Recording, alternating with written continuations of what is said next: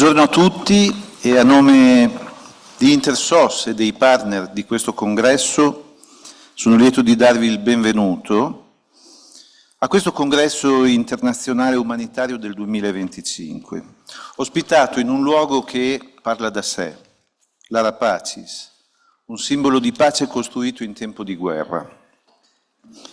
Oggi discutere di umanitario significa farlo in un mondo dove la neutralità è sospettata, la solidarietà è politicizzata e il diritto umanitario viene quotidianamente violato. Le crisi si moltiplicano, ma la risposta collettiva sembra contrarsi. Gaza, Sudan, Ucraina, Yemen, Sahel e molti altri scenari sono tutti teatri diversi, ma accomunati da una stessa deriva, la progressiva erosione dello spazio umanitario e la criminalizzazione di chi tenta di difenderlo. In un tempo in cui l'aiuto umanitario è sotto attacco, il senso di questo congresso è duplice. Riaffermare i principi fondanti l'azione umanitaria, l'umanità, la neutralità, l'imparzialità e l'indipendenza, e al tempo stesso immaginare nuovi modi per restare rilevanti, credibili e presenti.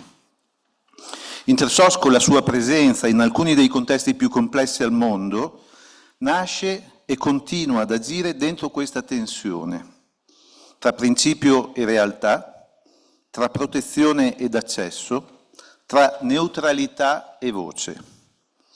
È da questa esperienza che prende forma il confronto di oggi.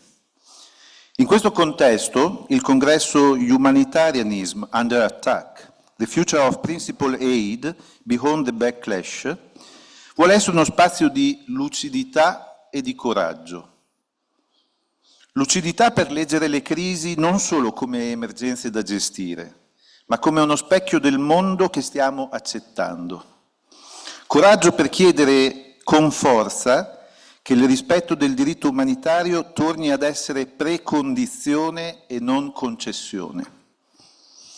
Intersos, insieme ai partner che hanno organizzato questo congresso, ha scelto di porre una domanda scomoda ma necessaria.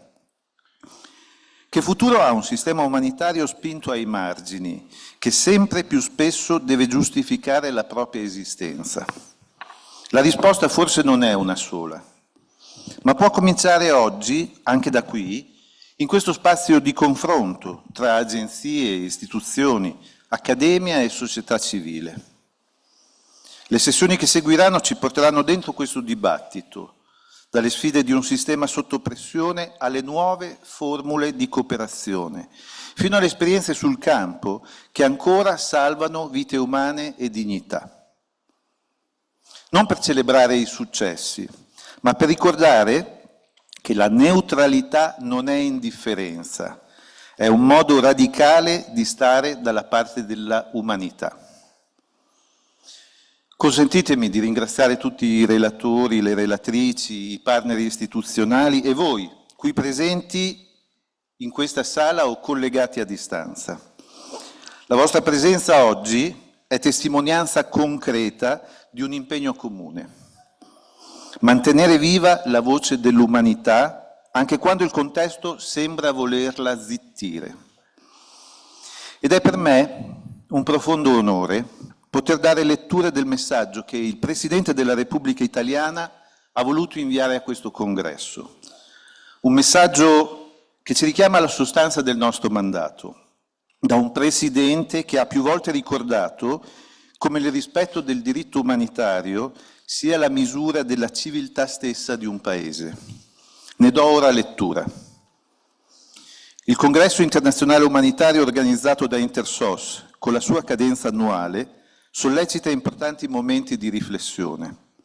Il moltiplicarsi di crisi umanitarie di inedita gravità, l'espulsione delle organizzazioni umanitarie dai teatri di guerra, indicano una evidente tendenza regressiva del rispetto di quei principi di tutela delle popolazioni civili, che sono imperativo morale e fondamento di diritto internazionale umanitario.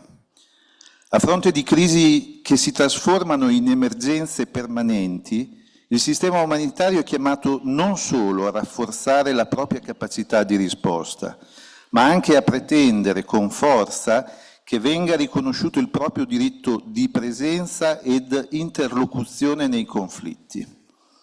Da questa prospettiva, il congresso che oggi si apre offre una preziosa opportunità di sottolineare la perdurante esigenza di sostenere la cooperazione umanitaria, rendendola più efficace in un quadro in evoluzione. In questo rinnovato impegno, gli operatori umanitari devono poter contare sul pieno sostegno della comunità internazionale e sul rispetto da parte degli Stati. Con questi auspici formulo gli auguri di buon lavoro ai partecipanti al congresso e mi auguro che gli operatori umanitari proseguano con determinazione, anche in questi tempi difficili, la loro coraggiosa opera a favore di chi incolpevolmente viene ridotto in condizioni di bisogno e vulnerabilità. Sergio Mattarella, Presidente della Repubblica Italiana. Sono parole che ci chiedono di non arretrare, perché il diritto umanitario, come la solidarietà, vive solo se qualcuno lo esercita. Vorrei prima di concludere cogliere l'occasione per ringraziare l'agenzia Dire per la Media Partnership, TV 2000 per il suo patrocinio, così come la Fondazione per i Rifugiati SV e la Fondazione Nazionale delle Comunicazioni per il supporto nella realizzazione di questo congresso. Un ringraziamento particolare va all'assessorato alla cultura del Comune di Roma e alla sovrintendenza capitolina ai beni culturali per la concessione di questo bellissimo spazio. A Zetema e lo staff dell'Arapacis per la gentilissima collaborazione. Ed un grazie speciale anche alla Direzione Generale per la Cooperazione e lo Sviluppo del Ministero degli Affari Esteri e Cooperazione Internazionale ed all'Agenzia Italiana per la Cooperazione e lo Sviluppo per la loro presenza, il supporto e la partecipazione attiva di questo evento. Bene, con questo spirito dichiaro aperto il Rome Humanitarian Congress del 2025. Grazie.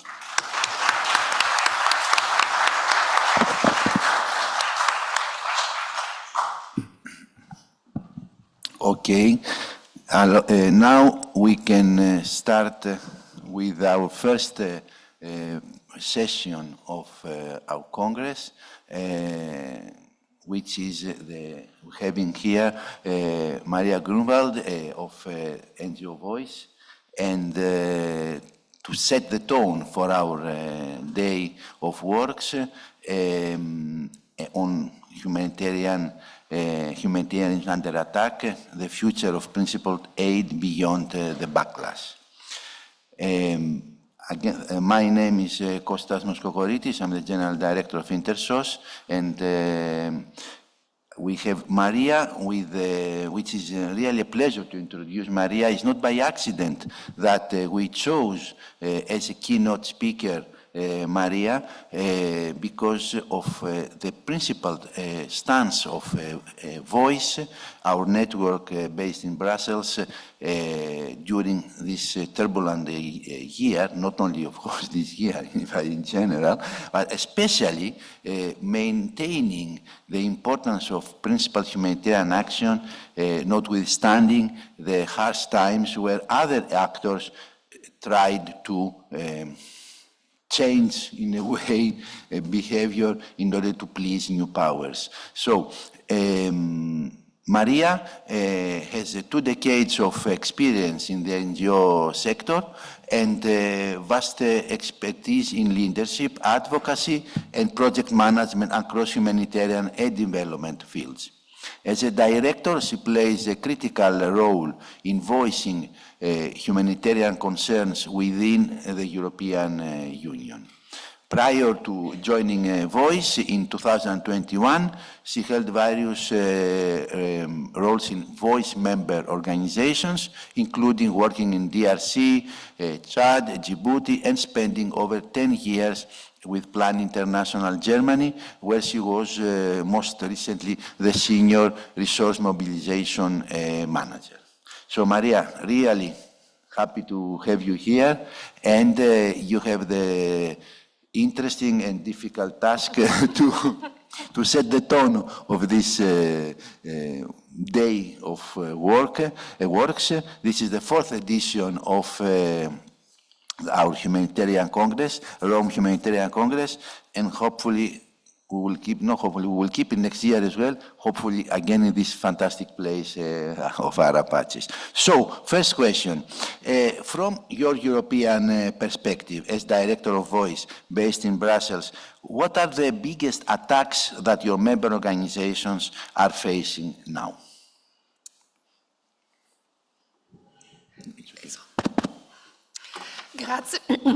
Grazie mille per l'invito. Purtroppo però il mio italiano finisce qui. So, attacks and challenges, a lot. Over the past 6 to 12 months, we have seen 3 major challenges for our 93 member organizations, and 8 are from Italy, so I hope many in the audience are here with us today in this beautiful location. The first challenge I would like to stress is the lack of political will and also the decrease in public support, with shrinking humanitarian budgets framed as a luxury compared to domestic priorities. And this makes cuts somehow easier for donors to justify, even though we know that it's not a financial decision, but a political one.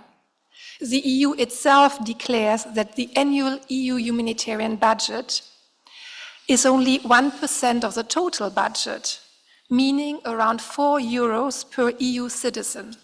4 euros. In Brussels or Paris, even a latte macchiato is more costly. It's not a financial decision to cut humanitarian funds, it's due to a lack of political will.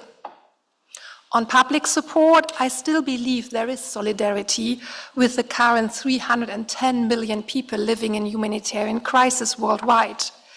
And one can see it, especially lately in countries like Spain, but also here in Italy. But there's also a second challenge, the disengagement in fragile contexts.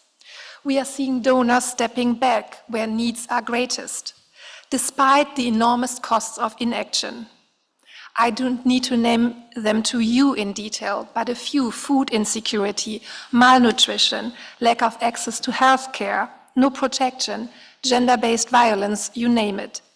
Disengagement is not a smart decision, it's short-sighted. And the third challenge I would like to stress, growing delegitimization of NGOs. That's new. This is also a very worrying trend. We see a push to discredit civil society, especially from extreme conservative and far-right forces. This means more donor scrutiny, projects halted or downsized, and overall legitimacy questioned. With this campaign, it is also easier to justify funding cuts based on false facts. Unfortunately, these are likely not temporary challenges, but power shifts we must confront together. Argue better, demonstrate our important role as humanitarian NGOs, speak up about our impact while remaining self-critical, but also being proud of what our colleagues, local and international, are doing day by day in extremely insecure and volatile circumstances. So a lot of challenges. Yeah, indeed. Thank you, Maria. And I would like to say that there will be space also for a session of questions and answers at the end of the set of questions that we have here with Maria. So the next question is looking at the challenges in the humanitarian sector that, of course, also impact InterSource directly. How do you see the next 12 to 24 months for the humanitarian NGOs? Which are the biggest challenges in front of us? The next 2 years, we need to be realistic, will be extremely difficult. There are several trends that we need to face, to monitor, and to adapt to. So, of course, funding will remain under pressure, while needs continue to rise. And here, our collective work regarding the next EU's multi-annual financial framework, the MFF, is of utmost importance. But then we also must adapt to geopolitical fragmentation with regards to upholding humanitarian principles and respect for IHL. From Ukraine to the Sahel to Gaza, where humanitarian access is getting harder, humanitarian workers and civilians are not protected, and principles in IHL are constantly challenged or disrespected. And in addition to a funding crisis, the sector is being shaken up by a legitimacy crisis, as mentioned before. We must come together to be better at explaining what we do and why NGOs' work is essential.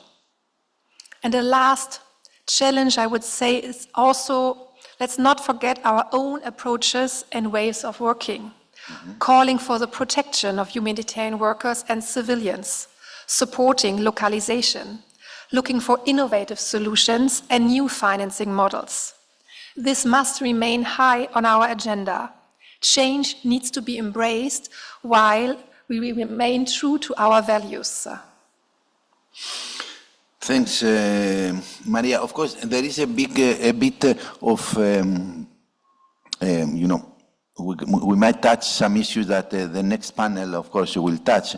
But again, this is to set the tone of the discussion. So the next question will be, is looking at listening to you with all these challenges, we have two choices. Or we get depressed, we change job, or freeze, or we try to shape our future, the future of humanitarian principled action beyond the backlash. So which opportunities do you see in the period ahead of us for humanitarian NGOs to continue the work and increase our collective voice?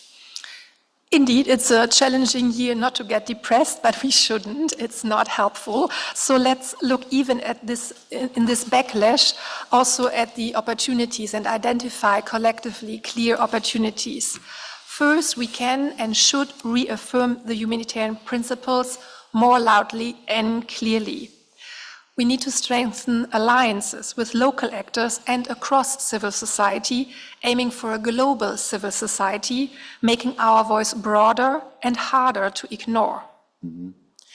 We also can take this opportunity to make our own practices evolve, come up with innovative approaches to better serve the people we work with and for. We can engage the public more effectively, and I'm happy to also see that the press is present, using data, facts, and figures to counter misinformation and rebuild trust.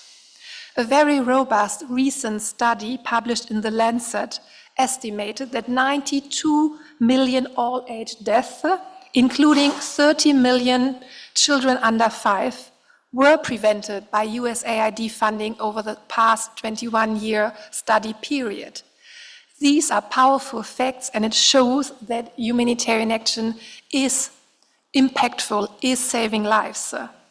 And importantly, the EU budget debate regarding the next multi-annual financial framework, I mentioned the MFF already, gives us a chance to argue for longer-term and principled investment in humanitarian action. And finally, as voice, that's very Brussels-focused, but it's also important for all the NGOs, we will work with the support of all our members on the upcoming new EU humanitarian communication. It's the EC strategy on humanitarian action that will be announced to be launched during this month and should be ready in April, to make sure that this strategy of the EU also reinforces the principled approach to humanitarian action, and the EU remains a principal donor. Thanks, Maria. And I want to come back to continue on the humanitarian in the European context, because for a lot of us, given the stance of the new, not so new anymore, US administration, we were turning our eyes towards European Union, of course. And of course, you are best placed to discuss about these things, being in Brussels and being our European network. So, in the European context, which are the biggest, let's say, the three biggest topics that concern our sector in the months ahead, beyond any wishful thinking, because of course we know what is the situation. So really realistically, please tell us what are the most important topics and that we have to fight, because of course nothing is given without trying to get it. Indeed, so from a European perspective, it's certainly the MFF, so this multi-annual financial framework, the EU's long-term budget, fragility, and the civil society space. So why this MFF, the EU's long-term budget? Obviously, it's about money. Our immediate concerns are the cuts we are seeing in many EU member states, but there's also the next MFF, the framework from 2028 to 2034, which will affect us for years. And the MFF is decisive, as it will define the EU's long-term budget. At Voice, we are currently working on our advocacy toward the EU budget from 2028 on, as negotiations are ongoing. We also see immediate challenges with the yearly EU member states' budgets, but we have to keep an eye on what is coming. It will affect us for years to come. The Commission's proposal is out and is being discussed by member states and the European Parliament. We need to act now collectively to showcase how this proposal lacks the necessary safeguarding for principled humanitarian action. For now, there is no single overall budget line for humanitarian funding as we have it right now. So there is, in the future, if this will materialize in a final version, an increased risk for instrumentalization and politicization of humanitarian action, and that we need to push back, and here the member states also play a critical role, where you also have a chance to talk to Italy. What else will keep us busy? Fragility. Growing global humanitarian needs are a direct result of an increased degree of fragility in many contexts around the world. The OECD State of Fragility Report 2025 shows that of the 177 contexts assessed for levels of fragility, 177, 61 were identified with high and extreme fragility. These contexts account for 25% of the world's population, but host 72% of the world's extremely poor people. And despite this alarming trend, in 2024, last year, official development assistance, ODA, from countries in the OECD's Development Assistance Committee declined for the first time in several years. These figures demonstrate that disengagement from these contexts is not an option, as the risks associated with inaction, as I mentioned before, are too high.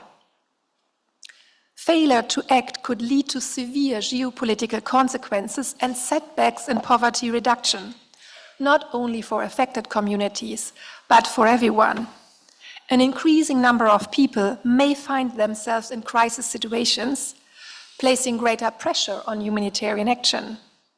Continued and active engagement also presents an opportunity to reinforce the European Union's capacity to address shared global challenges, including those related to climate change, global health, and insecurity. And for those, we need humanitarians, development specialists, and peace actors to work together. The so-called triple nexus, proven to be efficient by many studies, is more needed than ever. And lastly, the civil society space. Sadly, we witness the civil society space shrinking in Europe and globally, threatening NGOs' ability to operate. We need to stand together strongly with all civil society actors with our various mandates and backgrounds as global civil society. We need to create new narratives, share powerful facts and figures, but also stories, why humanitarian action is working, and why NGOs, local and international, due to their expertise, access, and trust amongst communities are necessary to implement effective and cost-efficient humanitarian action. Thanks, Maria. And then, we are in a given situation, okay? We have this European Parliament and this Commission. But of course, we don't choose our interlocutors. We have them, like in the field, like in Brussels or wherever. So, which entry points do you see in the current, which will remain for other 4 years, if I'm not wrong, European Parliament, and of course this European Commission, and which EU member states you consider that they may be they are still supporting humanitarian action, especially in these times where the window for multilateralism is really closing. It is closing since quite some time, but now we are reaching to a breaking point of multilateralism. So how can we be realistic and fight, join forces in order to stronger campaign and do advocacy work to support humanitarian action? Because we cannot only cry over the spoiled milk, we have to react. Indeed, in Brussels, the European Parliament, especially with the Development Committee that also covers humanitarian action topics, remains a strong ally with a strong chair of the committee. And among the member states, there is general support for humanitarian action, but unfortunately, it doesn't translate into funding. So we need to keep our advocacy up. As I mentioned earlier, funding is not a financial decision, it's a political one. And then in the Commission, there's the DG ECHO, which is our anchor, but we also engage more and more with DG INPA, EAS, DG Clima, and recently DG MENA, the new Director General on the Mediterranean, to ensure a joint approach, especially when it comes to the humanitarian development peace nexus, but also on climate-related topics, and always with the aim to avoid any politicization for political reasons of humanitarian action, and the risk for this has never been as high as today. Above all, our entry point is unity. Only when Brussels and national capitals hear the same clear messages from NGOs do we have real influence. So whenever possible, we also work in collaboration with our peer networks or like-minded organizations, such as Concord on development cooperation, APLO on peace, NEAR on localization, but also the national European NGO platforms for stronger and more impactful advocacy messages. Okay, so we have our homework tasks clear now. From an Italian point of view, what would be more practical takeaway for us here to support this collective advocacy at Rome and Brussels level? Indeed, there is some homework to do. So the Italian NGOs are really key in the humanitarian sector, not only because of their long tradition and huge expertise, but also because of Italy's role that is not a news in the Mediterranean and migration debates, directly shaping the EU's framing of humanitarian action. So I would like to stress 3 practical takeaways, maybe homework. Engage with the decision makers here in Rome to ensure Italy speaks up for humanitarian principles at Brussels level. I also invite you to work closely with Voice and the national NGO platforms to align advocacy. And then there's also mobilizing the public opinion in Italy, and such a conference is an excellent tool to do so, showing that humanitarian action is not charity, but solidarity, and part of Europe's global role. For example, yesterday with some of our Italian members, we met to also align our strategies. And we also exchanged yesterday with the Italian Agency for Development Cooperation, AISCS, and also the Italian MFA, that also go back then to the Brussels level at COHAFA, the Working Group on Humanitarian Action. So making this link is really also critical to support also our collective efforts at Brussels level. Okay, listen, I think now it's better to open the floor for questions, and then we can have a closing remark from your side. So, please, this Congress should be a debate place. It has always been a debate place. So, you are mostly welcome and actually pushed to ask questions. And we have Maria here, so she is very well placed to answer to a various set of questions. So please, who wants to start? And wait only a moment for the mic, and then, because we are online as well, that's why we need to use the mic, okay? Can you hear me? Can you? Yeah. Yes. Thank you very much, Maria, for coming to the Congress and for a really interesting discussion. I mean, you touched on it a bit, but I just wonder if when we look at the current EU Commission and the structures in Brussels, and then when we look at different challenges that we as international NGOs and other NGOs face, is there, in your opinion, some kind of a policy that we could focus that could potentially bring, through our joint advocacy of EU NGOs, could bring some kind of policy win in terms of humanitarian, assistance, humanitarian work? Thank you. Thank you, Miro. Indeed, there is a huge work coming along our way for all of us, and where we also need your support, and I touched upon it briefly, as you said, the upcoming humanitarian communication. So it's the EC's strategy on humanitarian action. The last one is from 2021 that we also already influenced back in the days. And now, not surprisingly, there's a new commissioner since a year, the Director General maybe since 2 years in place, so a new strategy is coming. First, we were expecting an integrated approach on fragility, something very specific on the topic of fragility between DG INPA and DG ECHO, and we worked a lot on this with my colleague Francesca here with us. And for example, as Voice collectively, we published our policy resolution on fragility.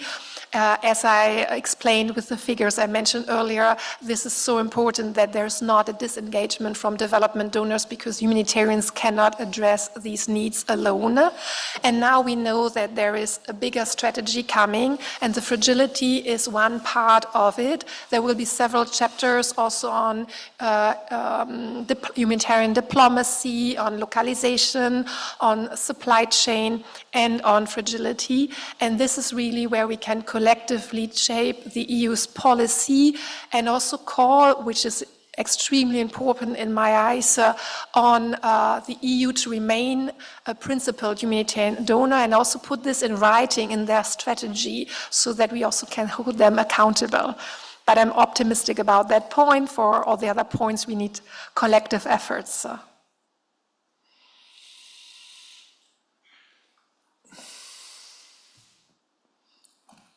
Yeah, thanks so very much.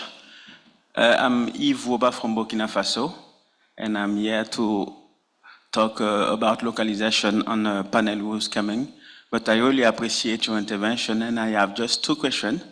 The first one is, when you finish your presentation, you say humanitarian is not just charity, but is solidarity. And I really appreciate this kind of presentation. But today, in our population, your population, do you think most of the population share the same comprehension? People is not tired to always giving or trying to assist other person in odyssey. Sometimes we think the closer country is the most important we have to assist. And there is neglected crisis. In your position, what work are you doing to avoid that and to allow community to know that they are mondial solidarity? And in Africa, we used to say, if your neighbor room is burning, it will come to you. Even if we think Africa, Sahel is far, if it's still burning, one day it can touch Europe. That's my first question. The second one, today we are talking about international NGOs, local NGOs, how we have to complete, how you have to work together, because one hand cannot take floor. According to that, what is your organization doing to facilitate that and help us as national and you as international NGOs to work together, not in order to be a prestataire or something like that to another? Thanks.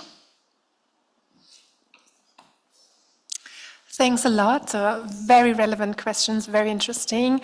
So on the charity solidarity aspect, for many years there was no doubt that the European public was supporting out of solidarity humanitarian action worldwide. The world has changed, though I still believe there is a lot of solidarity, and I said that earlier, we've seen it in the streets in Spain recently, also here in Italy. But we as NGOs also need to be self-critical in asking ourselves whether we were sufficiently outspoken about the impact we are having. Were we not too shy to demonstrate our successes, too humble to talk about the impact we are having, because it's about the cause and it's not about ourselves, and it should be. But we should also reconsider whether we pass the right messages. This is the famous debate of this en vogue word of narratives. We need to create the right messages to really reach people and explain why humanitarian action matters for the people living in humanitarian crisis, but also for ourselves. And on this, as Voice, we are working on a communication campaign with our members that we hope to launch in November, December, really to reach those who we consider being supportive, but maybe not sufficiently informed about why we're doing what we're doing. So there is a lot to do where we also can be a bit self-critical and change the ways we communicate. And again, a conference like this is an opportunity to also pass these messages. And then the second part is, of course, social media. Personally, I am not the biggest fan. I didn't grow up with social media. That started when I was in my 20s, so it's different to the young people today. But this is a channel we need to use. So very practically, as Voice, we started our first Instagram account. Please follow us. We're making pictures and videos today, but it's for raising awareness amongst an audience that is younger and doesn't read our 2, 3, 4, 5 pages statements anymore, but wants clear and short messages in a way that speaks to them. And on this, we also have to adapt. The other second question, localization. I think it's really important, this notion of a global civil society. There are sufficient forces who want to silence the NGOs everywhere and further shrink the space for civil society. So let's not get into any competition amongst the local NGOs and the INGOs. It's about who best serves and most impactful with the little resources we have, the 310 million people that are living in humanitarian crisis. And maybe the number would even be higher depending on how one calculates it. So it's not us against them or who's better placed. It's really working together in equal partnerships. And there's homework to be done on both sides, that's clear. It's not that everything is working perfectly, but we can collectively work with the joint aim of implementing principled humanitarian action, of deciding in which context who is best placed. There are a lot of actors. There's also WFP here in the room, there are the UN, so we need to find a way, but on equal terms, to address these needs that we barely can address anyway, everybody together. So let's work strongly and collectively together and not against each other. Well, thanks, Maria. I just, while agreeing, of course, with what you said, I just wanted to add that NGOs are, they don't exist in a vacuum. We are part of civil society. We are part of the countries where we come from. And if the trend is going to one direction, NGOs cannot play, so I mean, we don't have to overestimate ourselves that we will change the trend. On the other hand, we have to do our job, which is do well our job, follow our principles, and fight the right fights. But of course, we cannot be considered a solution to the problem. If a society goes xenophobic, let's say, NGOs will be part of the fight against this, but they cannot be decisive more than if politics are not taking their role as such. So this is not an answer to stop fighting, but we have to understand that we have our limits and we have a role, and we cannot replace the vacuum of politics when it's so huge as in our days. Next question.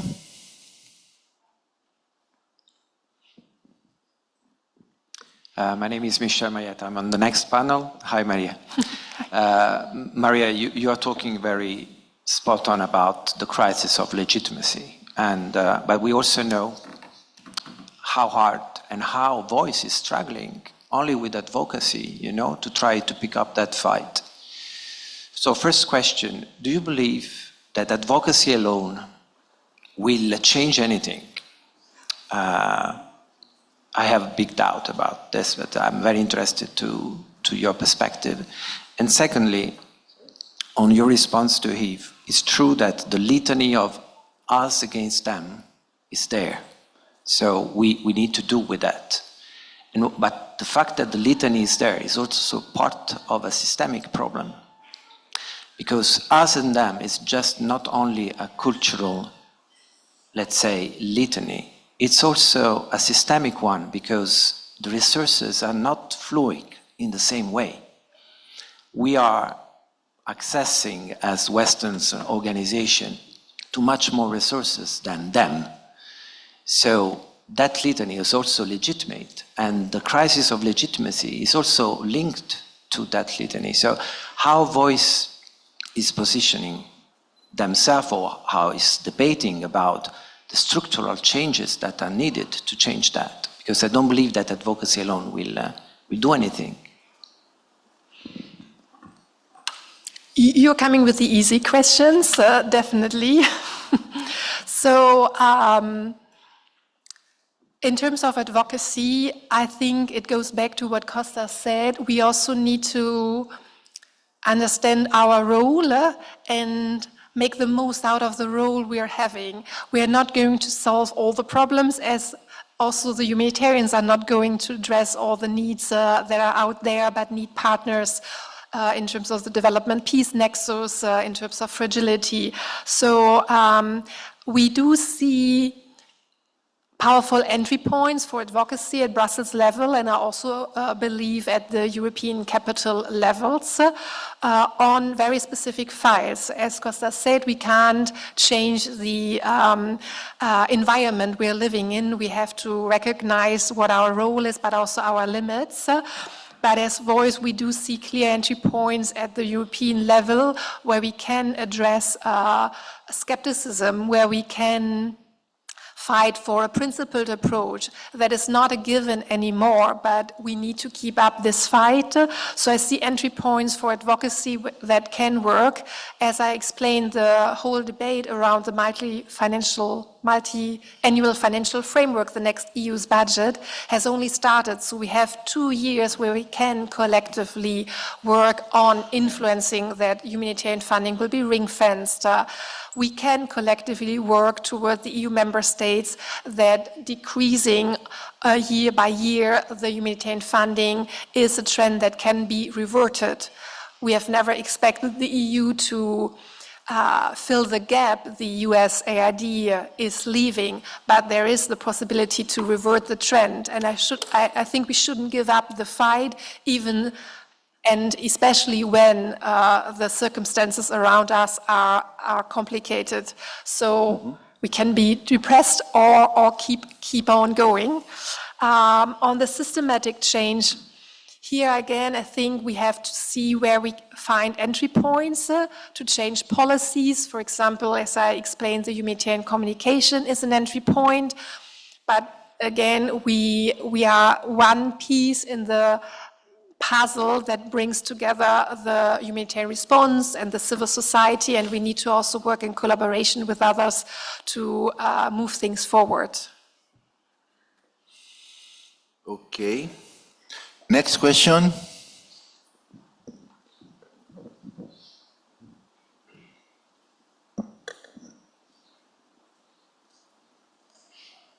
Thank you very much from your very interesting elements of debate and discussion. I'm Sandro De Luca from Link 2007. Just to build on that analysis that I think everybody can share about the implication of the fragmentation of what is happening around us. Let's say one element of the fragmentation that is connected to a sort of uncertainty and predictability of what is happening, let's say, is for sure this tendency that I think I see in the debate. It is probably what we will see in the next months and years. This tendency, I'm a bit more optimistic on the idea that someone could consider, let's say, not necessary, for example, the humanitarian action, let's say, but what I see is a tendency to use the humanitarian action as the international institution à la carte when consistent with the agendas of the geopolitical powers, let's say. So this is the fragmentation space we see around us. And so the question is a bit from your perspective, obviously what we need is to increase our capacities as NGOs, as civil society organization, to work together to reinforce our networking capacity, our joint action. On the other side, I see, for example, here in Italy, we debate a lot about this, a certain degree of, let's say, joint action fatigue. So it is quite interesting for me to understand from your point of view, the leader of a network, let's say, of organization, how do you see this evolving capacity of being more able to promote joint action in this challenging environment? Thank you.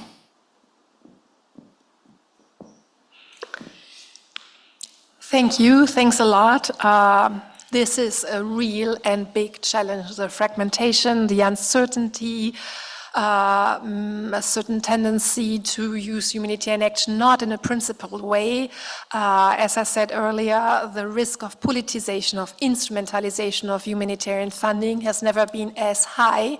So this is where we really need the collective action to make sure in the new strategy, the humanitarian communication, the EC will restate strongly their commitment to principled humanitarian action. There is the debate linked with the Global Gateway. I'm not an expert on this, but we know that DG INPA is very focused on Global Gateway, and I know our development colleagues are working hard to also maintain the support from DG INPA for the development cooperation, SDGs, poverty reduction, and this is linked again to fragility. So we're also working on these topics of nexus and fragility with Concord and EPLO at the Brussels level to really call on the EU to remain engaged in fragile context, to not let the nexus go. We know from many evidence from your field studies that it's working. And so there are a lot of good reasons to stay strong together and not feel this joint action fatigue, as you called it. And I am hopeful that organizations see the added value of working together, especially in times of crisis where also organizations have to restructure and maybe have to let go colleagues, that they see the added value of centralizing advocacy efforts at a national NGO a network level like yours or European level. For example, as Voice, we welcome 4 new members at our General Assembly in June in these times of crisis. So now we have 93 members, the highest number in our more than 30 years of existence. And of course, we also reach out our hands, and we do this at Italian level also towards, through our Italian members to the national platforms. And here specifically, I also invite the opportunity of the MFF to work together. And so I hope we can also demonstrate jointly that joint activity fatigue is not the right way forward. Okay. Hello, hi, Andrea Accardi from Intersos. It's interesting because you stressed a few times the lack of political will of the EU, and you just said that you never expected the EU to fill the gaps left from, USAID. And in your opinion, from a Brussels point of view, why is these opportunities not seen at EU level? The opportunity to have a foreign policy, to exercise soft power in this sense, through filling the gaps that was left by the US administration. Thank you. Thanks a lot. The point as stressed on the lack of political will, I really see it on the financial part. It's in every EU member's budget, just a tiny part for humanitarian funding. So it's a dangerous and not, in my eyes, correct argumentation to weigh domestic interest against humanitarian funding, to claim that it's needed for domestic interest or defense or security, because it doesn't translate in the amount of money that ever went into humanitarian funding. So it is a political decision to deprioritize, and we have to also create better narratives, not only for the wider public, but also for the decision makers, why it's in their interest not to step back from humanitarian action on a large scale. When I say we haven't expected the EU to fill the gap of USAID funding, it's again very financial explanation. 42% of last year's humanitarian funding worldwide came from USAID. 8% came from DG ECHO, 8% came from Germany.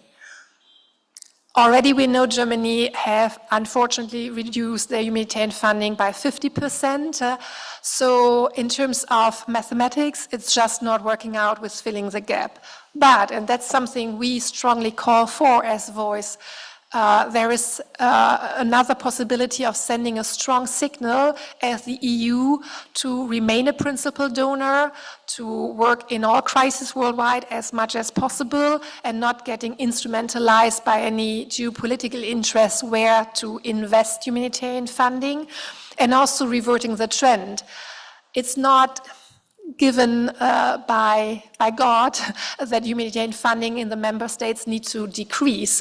We have not expected that they can suddenly jump from 8% to 42%, but going down from the 8% was also not necessary in this situation where we have a huge financial crisis in the sector. And we are working on better messages why the EU also should see humanitarian action as the soft power it always has been. But it's a fine line of finding new ways of explaining why it's the right thing to do without falling into the trap of using narratives that absolutely are not in line with our values. So it's also a collective effort to speak to decision makers. And I invite you all to use every opportunity to explain why humanitarian action is not charity, but solidarity, but also has these positive side effects we see when addressing the needs of those people that live in those circumstances. Just 1 second only. Can I jump on that? Because according to my information, there will be no European Humanitarian Forum next year, which is a shame, of course. Because it has been a very positive experience, and year by year it was getting better. So my question, and I'm sorry to surprise you with this, but I mean, I think that Voice has to jump on that, and of course with the support of the member NGOs, in order to, it will be a very strong signal towards EU, but also for the system. We need this space in the European soil, in Brussels, because the results of the European Humanitarian Forums of last year were, I would say, very positive and very good, strong messages have come out from this. What do you think of this possibility? Indeed, it has been announced that next year there won't be a European Humanitarian Forum because they want to start it on a every second year basis. Back in the days when this idea was born and first mentioned in the 2021 EC communication on humanitarian action, which was is the current strategy, and I talked already about the plans for the new strategy, there were even already back then ideas to do it on a every second year basis, in line with the Civil Protection Conference that also is happening every second year, and DG ECHO is also responsible to organize this because it's the Director General for Civil Protection and Humanitarian Action. I agree with you, it has been increasing in quality and in outcome year by year. We have engaged intensively as Voice and you all with our members to also shape the content and the format. I have spoken at COHAFA to all the EU member states after this year's European Humanitarian Forum, stating how useful and important it is on a yearly basis to have this space to discuss. And in the end, it goes back to a financial decision to align it with how they organize one side of their house work on civil protection and the other side of humanitarian action. What we do is, of course, also support the dialogue with DG ECHO's partners and calling for sufficient space for their partners to exchange with DG ECHO. So we will try to find other formats for the year to come to give you all the chance of an exchange directly and ideally also in person with DG ECHO staff, but it will not, of course, be anything like the size of the forum, which leads back to what I said earlier, a congress like this, and other members do their congresses in Germany, in France as well, is also important to raise the awareness and give the space to discuss about our topics. But yes, this is how it was announced. Keep it an idea that we can also show off a bit to EU, that we can organize ourselves something with an impact. Please. Good morning, Vanessa Hugo from Action Media Germany. My question is going in the direction of the strategy that we are applying regarding lobbying for the work that NGOs are doing.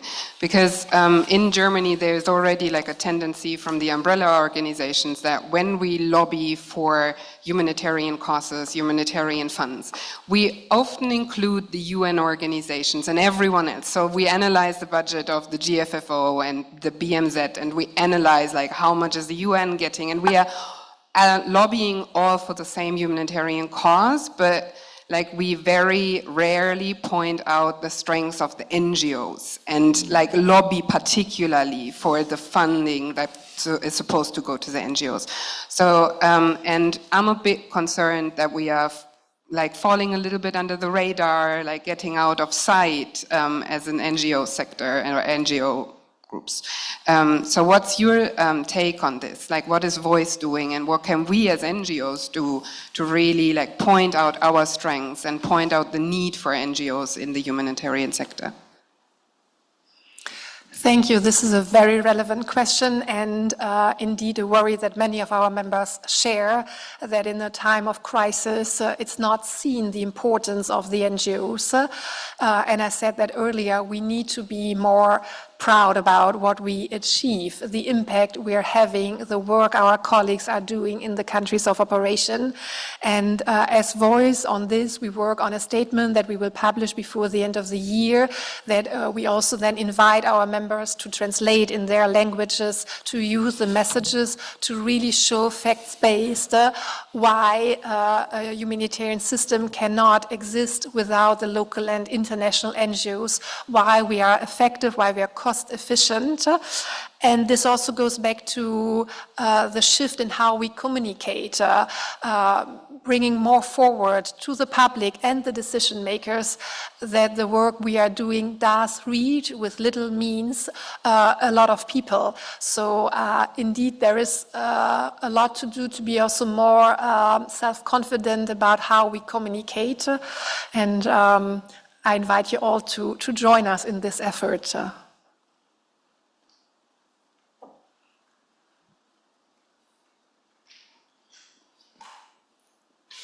Let's take a couple of questions because we are reaching the time limit.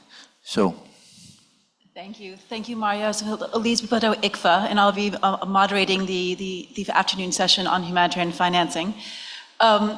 Just two questions. I think one, just to feed back on the question about the NGO added value.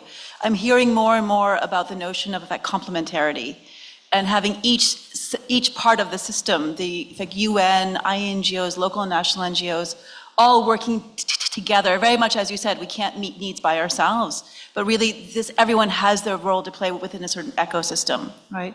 And I think there'll be a lot of papers coming out on this, and the YASC principles have this on the agenda as well. So a good opportunity to articulate that.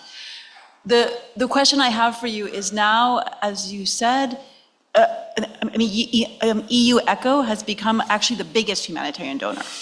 So not only is your lobbying going to be around keeping them in that place at 2.8 billion, which is equivalent to the 5th largest humanitarian donor last year. So just to say, it's not that they've increased necessarily, but at least they haven't gone down.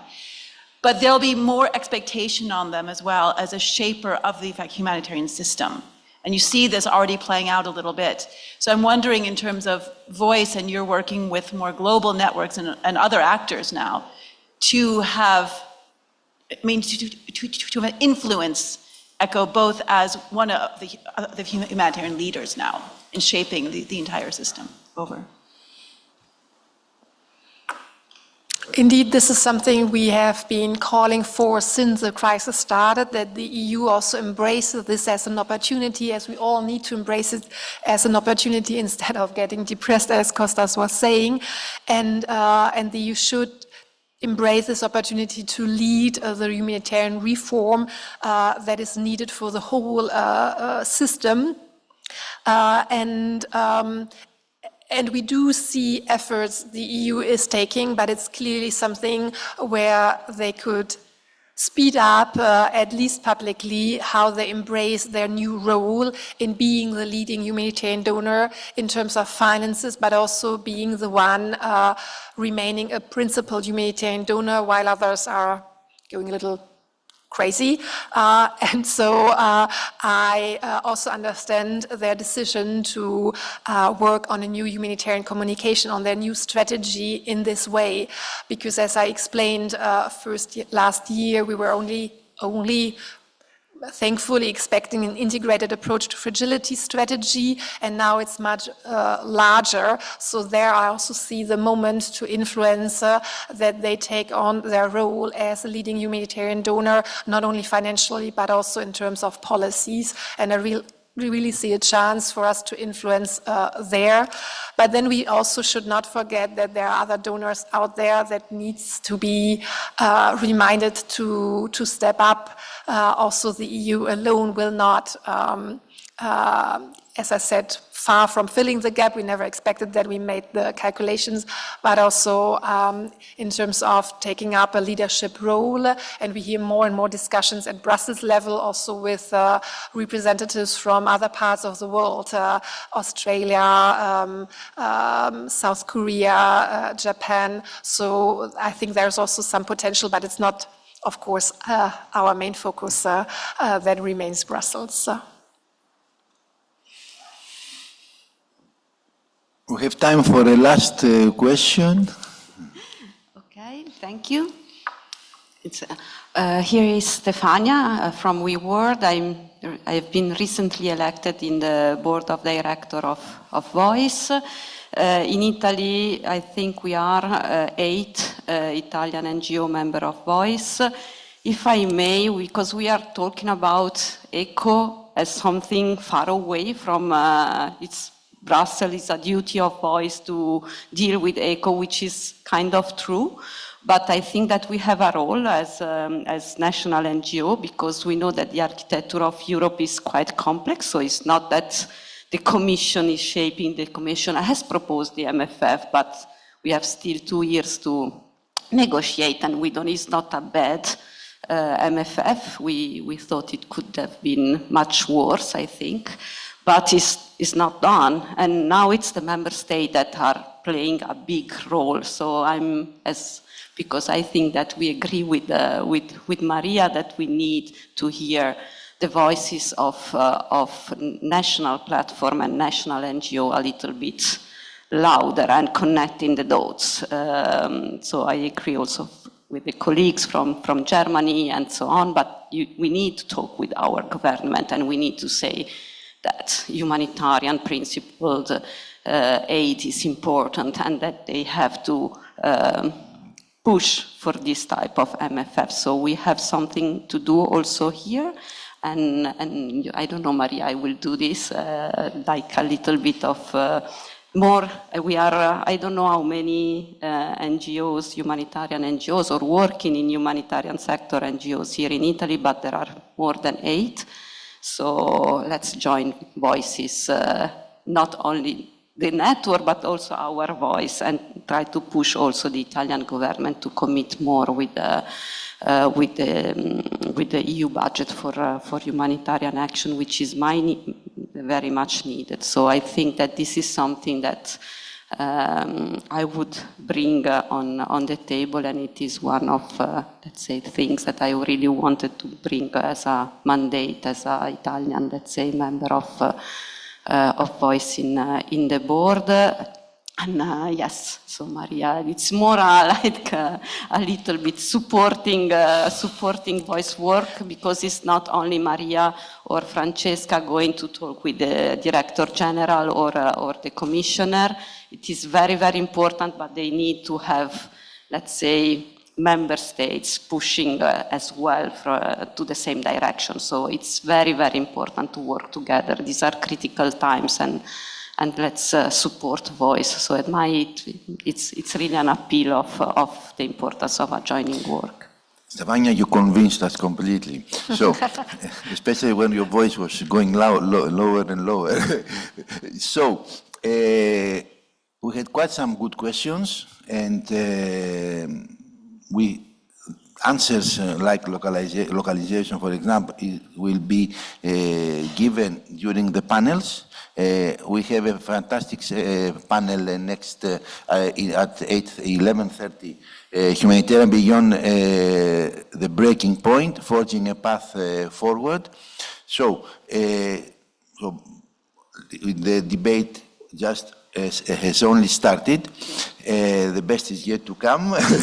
And with Maria here, I would like to have any closing, something that you want to say before leaving our friends to a coffee break?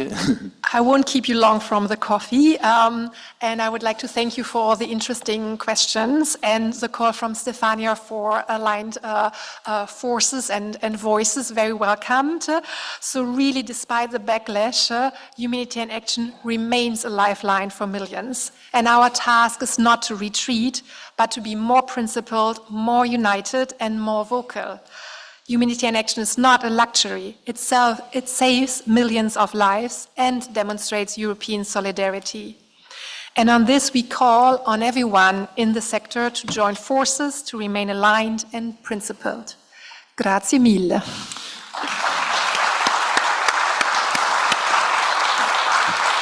So thanks a lot, Maria, for coming here and for sharing your thoughts. And of course, we will continue in 15 minutes with the panel that I mentioned before. And have you around so you can contribute from the floor. Indeed. Thank you. Thank you. Senti, Maria,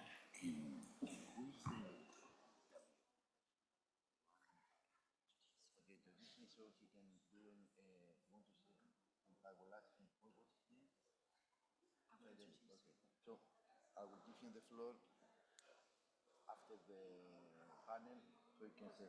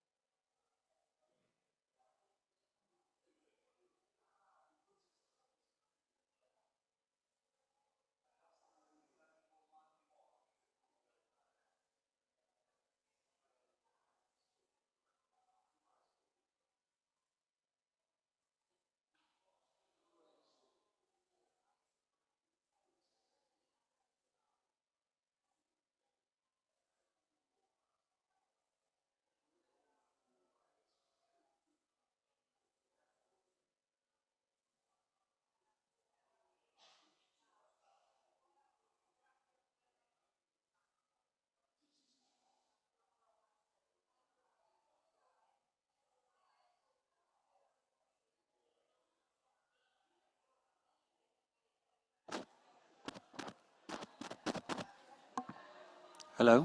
Hello? Can you hear me? Yep. Thanks.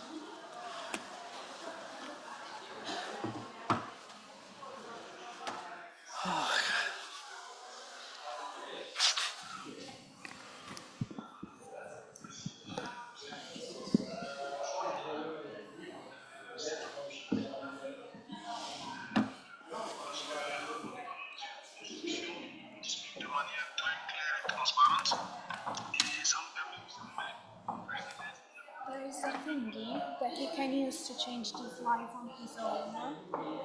And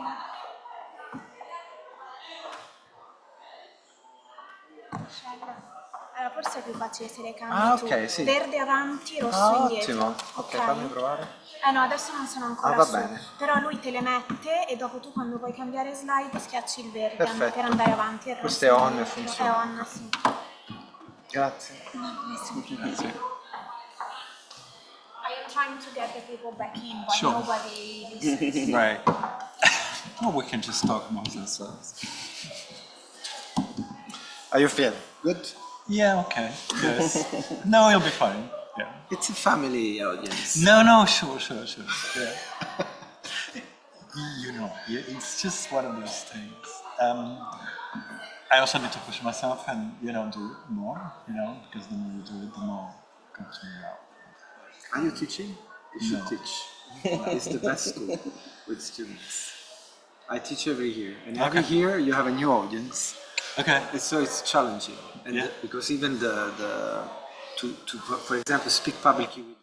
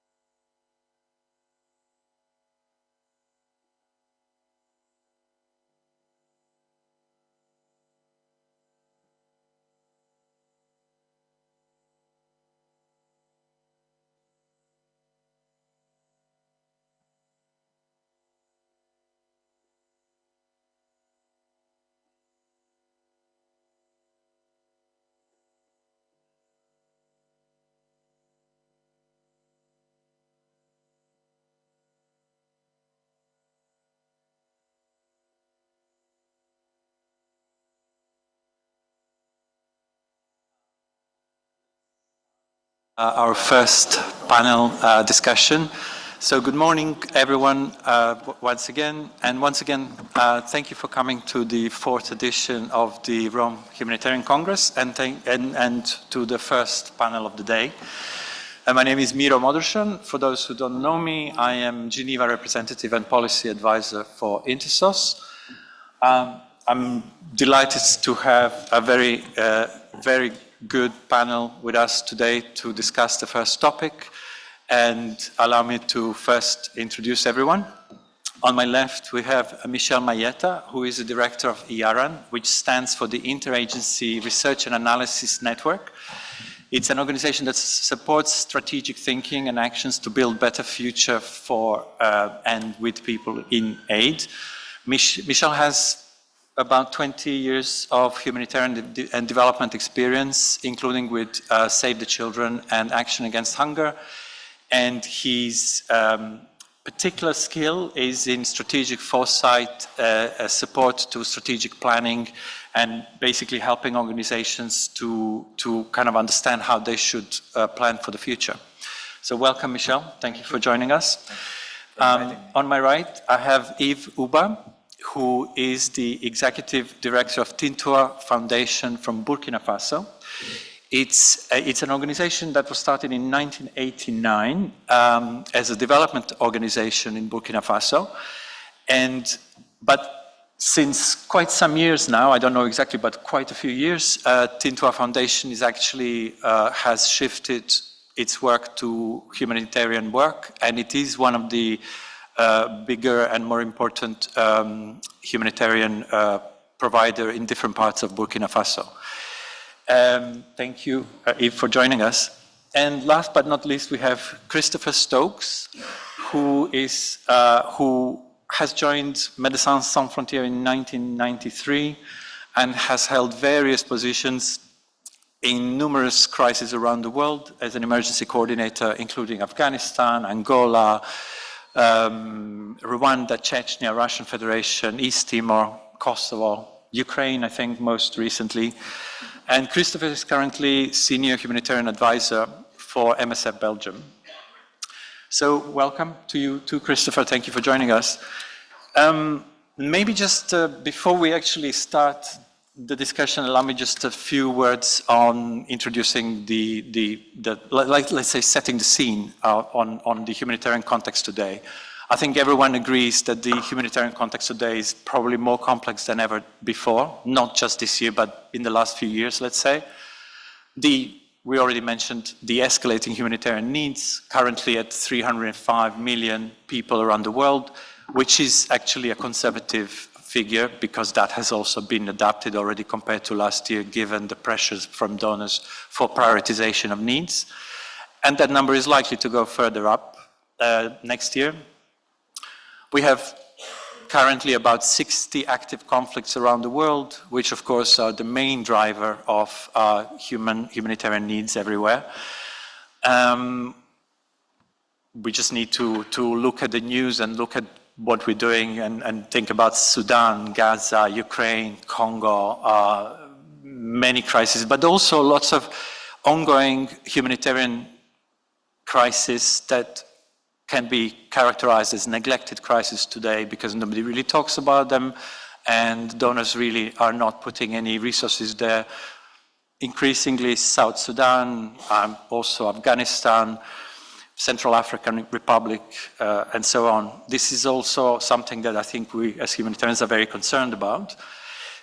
Climate emergencies, we don't talk about perhaps enough as humanitarian organizations, but that's another big driver of humanitarian needs with recurring droughts in different parts of the world that are creating food insecurity. And then one kind of aspect that I think is something that we are really struggling with is this whole international solidarity that seems to be very much, well, seems to be is an understatement, is in decline.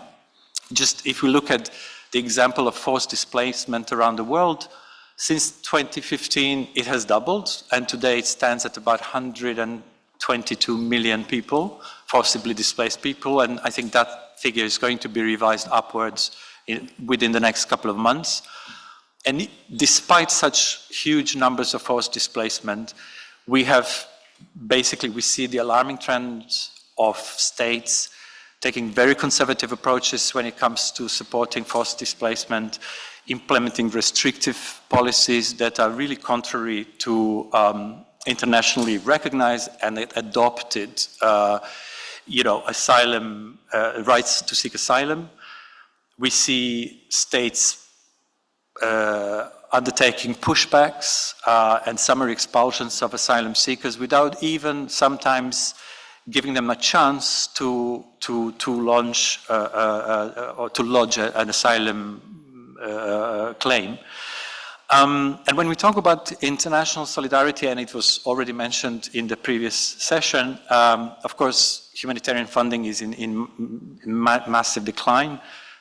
Global humanitarian overview for this year planned for $44 billion, which was, again, 20% less than what would have been normally appealed for, but because of the donor pressures, OCHA was kind of reducing that number. And then out of this needs, only about 20% today is being funded, around 9 billion. And we can all talk about the US that has obviously pulled the plug at the beginning of this year, as previously the single largest donor, but just as mentioned in the previous session, other donors are cutting or have cut already. And so it is a general trend by all so-called institutional donors. And then, again, I'm not going to talk too much about the impact of this funding, but just one example that I learned just yesterday, which illustrates how massive this impact is on the well-being of people that we are trying to assist. Yesterday, WFP had the session where they basically presented exactly their report on the impact of funding cuts using data from Afghanistan, Haiti, Niger, South Sudan, and Uganda. And just to take example of Afghanistan, they said that out of the total requirement they had for this year to provide food assistance to the people of Afghanistan, they received 5% of their needs. And just globally, they project that the high likelihood that because of the impact on the cuts on food assistance, almost 14 million people will be pushed to IPC4. For those who don't know what IPC4 is, it's to measure the levels of food insecurity, and this one is emergency level, which would indicate very high levels of malnutrition. So it's a huge thing just when you look at the food, let alone all the other issues. And then lack of funding is not the only issue.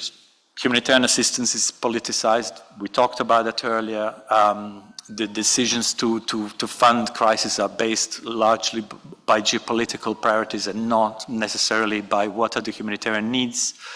The growing trend and in the lack of respect of international humanitarian law just has become, I don't even know what word to use, but just what we see, for example, in the last 2 years that's happening in Gaza is just incredible. And the fact that many states are staying relatively silent on such on basically ongoing genocide illustrates how much IHL is being weakened by states and what potential impacts that will have on many other countries in the world where if the IHL erosion continues with impunity. Humanitarian workers are increasingly being targets. Almost 380 humanitarian workers were killed only last year, and this number, there's a big number already this year too. Humanitarian access continues to be difficult. And then again, this whole spread of misinformation, disinformation, and hate speech, which is really aimed at delegitimizing our work, attacking the humanitarian work, is being incredibly fueled by social media, and another huge challenge for us to face. And finally, just not to just talk about external challenges, I also want to highlight at least two internal challenges that the sector faces. One is obviously the competition for ever-shrinking resources. We are competing with the UN, the UN is competing with us, our NGOs and local organizations are competing, the funds are shrinking, and it's probably not helping. Those that are suffering partly with that are the people that we are supposed to serve. And another issue that I want to also mention, so the system has been very much committed to accountability to affected people. There are policies, there are papers, there are many discussions, and there are genuine efforts that we really try to be as accountable as we can to the people. But at the same time, we're still, we still hear that it's not enough. We are not accountable enough. The inclusion agenda is not really working fully as it should. Some of the most disadvantaged groups of people and individuals are not necessarily included in humanitarian response, whether it's LGBTQI communities or certain ethnic minorities that are disadvantaged or people living with disabilities. So all of this, sometimes I think we are more accountable to donors than to the actual people that are working. This is not to just criticize us. There are some objective obstacles and reasons for that, but nevertheless, that challenge exists. So here we are. I stop here. I think I painted enough of a bleak picture. I am from the Balkans, so bleak is in my DNA, so forgive me for that. But I think it's also reality. So maybe let's start, then dwell into the conversation. And I will start with Yves on my right here. So Yves, of course, we know that the system has expressed the commitments to supporting local actors, national and local NGOs and civil society organizations through so-called localization agenda. Oh, can you not hear me? Sorry. Through localization agenda, where basically, this was already, Grand Bargain World Humanitarian Summit from 10 years ago. And indeed, it is a growing trend. I think that the humanitarian system is gradually shifting towards more support to the response by local organizations who are, after all, closest to the communities. And donors are paying attention, and in some ways, they're also contributing more. But still, we know that it's not all, roses in this regard. So, as this shift is slowly shifting towards more localization, we would like to hear from you to give us a reality check on that. How do you see that? And also, how can donors and international actors like international NGOs, how can we genuinely collaborate with local partners on both direct funding, capacity strengthening, leadership opportunities, and just ensuring that we have accountability and effective risk sharing? Thank you. Thank you very much. Sorry, I will start my presentation in French. My English is not that good, and my Italian is very, very, very bad. So excuse me, I start in French, but for the Q&A, I will try to make it in English. Thanks. Donc, il faut reconnaître qu'aujourd'hui, le système humanitaire mondial a un point de rupture face à des crises chroniques et complexes. L'approche centralisée a atteint ses limites. La voie à suivre passe impérativement par la localisation, non pas comme un simple complément, mais comme le moteur d'une aide plus pertinente, plus rapide et plus pérenne. Les acteurs locaux sont les premiers répondants et garants de la redevabilité sur le terrain. Aujourd'hui, lorsque nous avons une crise dans un pays, le premier acteur qui apporte une réponse, c'est les membres, les habitants, les acteurs de ce pays. Et de ce fait, nous devons intégrer cela dans tous nos processus de réponse et ne pas diversifier du fait que nous soyons dans un pays du Sahel ou dans un pays européen. Garder toujours cette dynamique que le premier répondant doit être l'acteur présent sur le terrain aux côtés de la communauté. Le deuxième élément, c'est de savoir qu'en tant qu'organisation locale, nous avons une redevabilité de fait vis-à-vis de ces communautés. Parce que pour la plupart, nous sommes issus de la communauté, nous sommes membres de la communauté, nous sommes aux côtés de la communauté, nous sommes la communauté et nous travaillons ensemble. Et nous ne pouvons pas justement travailler en dehors des priorités, des besoins, des réalités de cette communauté-là. Nous sommes aussi présents, donc en termes de rapidité d'intervention, c'est plus facile justement d'avoir une réponse rapide qui commence par les acteurs présents. Lorsqu'on parle au niveau du financement, au niveau du grand bargain, il y a eu l'engagement des donateurs et des organisations internationales d'accorder une enveloppe de 25% aux organisations locales. C'est bien de prendre des engagements, mais c'est mieux de pouvoir les respecter. Malheureusement, à date, on est très loin du compte. Nous sommes à moins de 3% des fonds qui passent directement aux organisations locales. Le plus important pour nous, ce n'est pas le pourcentage ni la manière, parce que là, nous faisons face justement à une difficulté de mobilisation de ressources et une coupure de fonds. Tout le monde est impacté. Nous reconnaissons la valeur ajoutée des organisations internationales, du système des Nations Unies, pour aller frapper les portes où nous n'avons pas accès, pour pouvoir mobiliser plus de ressources, mais nous pensons qu'un minimum de ressources devrait permettre aux organisations nationales de planifier elles-mêmes, d'apporter une réponse elles-mêmes et de pouvoir, aux côtés des populations, bâtir elles-mêmes quelle serait la réponse. Et pour ce faire, c'est l'occasion pour nous de solliciter aussi la flexibilité des fonds. Malheureusement, aujourd'hui, la majorité des fonds humanitaires sont fléchés sur des périodes qui vont de 3 mois à 9 mois à 1 an.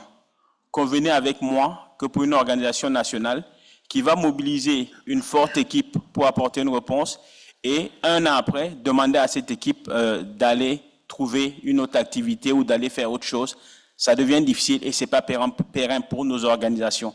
Donc, pouvoir avoir des fonds sur plus d'une année nous permet aussi de bâtir et d'avoir des organisations plus fortes. La localisation au-delà des finances et du partenariat, c'est une question de changement de pouvoir. Il faut que nous acceptions que les nationaux doivent avoir une part de leadership dans cette réponse humanitaire, dans cette assistance humanitaire. Malheureusement, sur le terrain, l'assistance humanitaire n'est comprise que par les humanitaires. Lorsque vous n'êtes pas un humanitaire, vous ne savez pas c'est quoi l'assistance humanitaire. Parce que pour vous, c'est des pays de l'Occident qui viennent vous offrir de la charité, qui viennent vous donner. Et dans ce cadre, il est difficile de parler de redevabilité. Puisque dans nos traditions, lorsque quelqu'un vient pour te donner, que ce soit bien, que ce soit mauvais, que tu sois content ou pas de la manière, tu es juste obligé de dire merci pour l'aide. Mais si on arrive justement à changer cette mentalité, à reconnaître que c'est un devoir pour ces communautés-là d'être assistées, à reconnaître, j'ai bien aimé ce que Maria a dit tout à l'heure, que c'est de la solidarité et pas de la charité, cela nous permettrait d'avoir une aide qui a du sens, une aide qui sauve des vies, une aide qui change des vies. Et je pense que ça doit être le slogan du PAM en ce moment, auquel j'adhère, et il faut que nous travaillions à cela. L'autre élément important aussi, sur le terrain, les populations, les communautés ignorent tout de l'assistance humanitaire. Comment on peut leur permettre de voir qu'au-delà de cette assistance humanitaire, on a des exemples impactants, des choses qui montrent que notre assistance aide les populations. Je pense que c'est un élément vraiment important. Juste le dernier point, depuis 2016, nous avons pris les engagements du Grand Bargain. L'année prochaine, on est en 2026. On est loin du compte.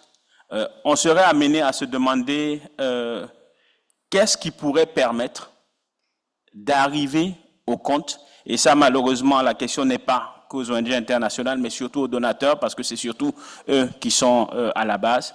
Si on pouvait savoir quels étaient les blocages structurels, je pense que ça nous permettrait tous de lever ces blocages-là et de faciliter le respect des engagements. Merci, Niro.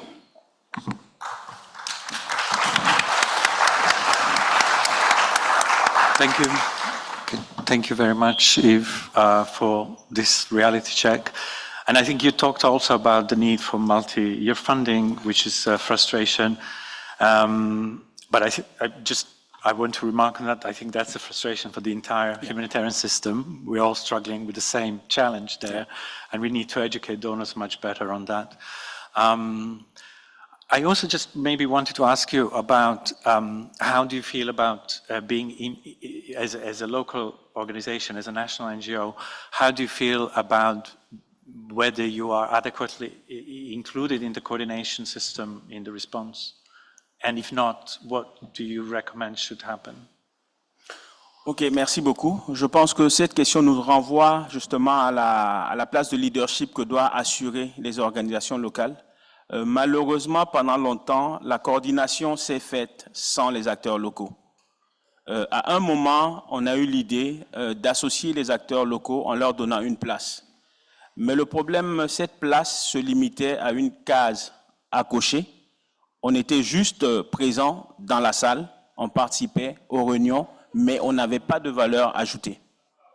Et à un certain moment, on s'est dit qu'en tant qu'acteurs locaux, nous devons arriver à avoir plus de qualité dans notre participation, à avoir plus de présence. Et ça, ce travail justement se fait avec des ressources et humaines et financières. Parce que vous ne pouvez pas responsabiliser quelqu'un dans la coordination qui va le faire en partie de temps de son travail. Il doit être consacré à plein temps. Malheureusement, en tant qu'acteurs locaux, nous n'avons pas de ressources pour la coordination. Et les plateformes aussi n'avaient pas suffisamment compris le besoin d'être aux différents espaces de coordination pour influencer. Donc pendant longtemps, on a juste été une case à cocher, mais on a travaillé à ne plus être une case à cocher, mais être vraiment des acteurs leaders dans la coordination qui orientent, qui apportent une plus-value dans les échanges. Dans un pays comme le Burkina Faso aujourd'hui, dans toutes les instances de coordination des clusters, l'équipe humanitaire pays, les organisations nationales sont présents, c'est à saluer. Mais derrière aussi, on doit vraiment travailler à préparer ces cadres de coordination, à collecter suffisamment de données terrain pour que notre participation soit effective. En lien avec cette coordination, on a la question du reset humanitaire que nous allons utiliser, on va certainement revenir tout à l'heure. Là où pour la première fois en tant qu'acteurs nationaux, on s'est senti important et concerné. Lors du grand bargain, il n'y a pas eu beaucoup d'acteurs nationaux qui étaient présents à la table pour la prise de décision.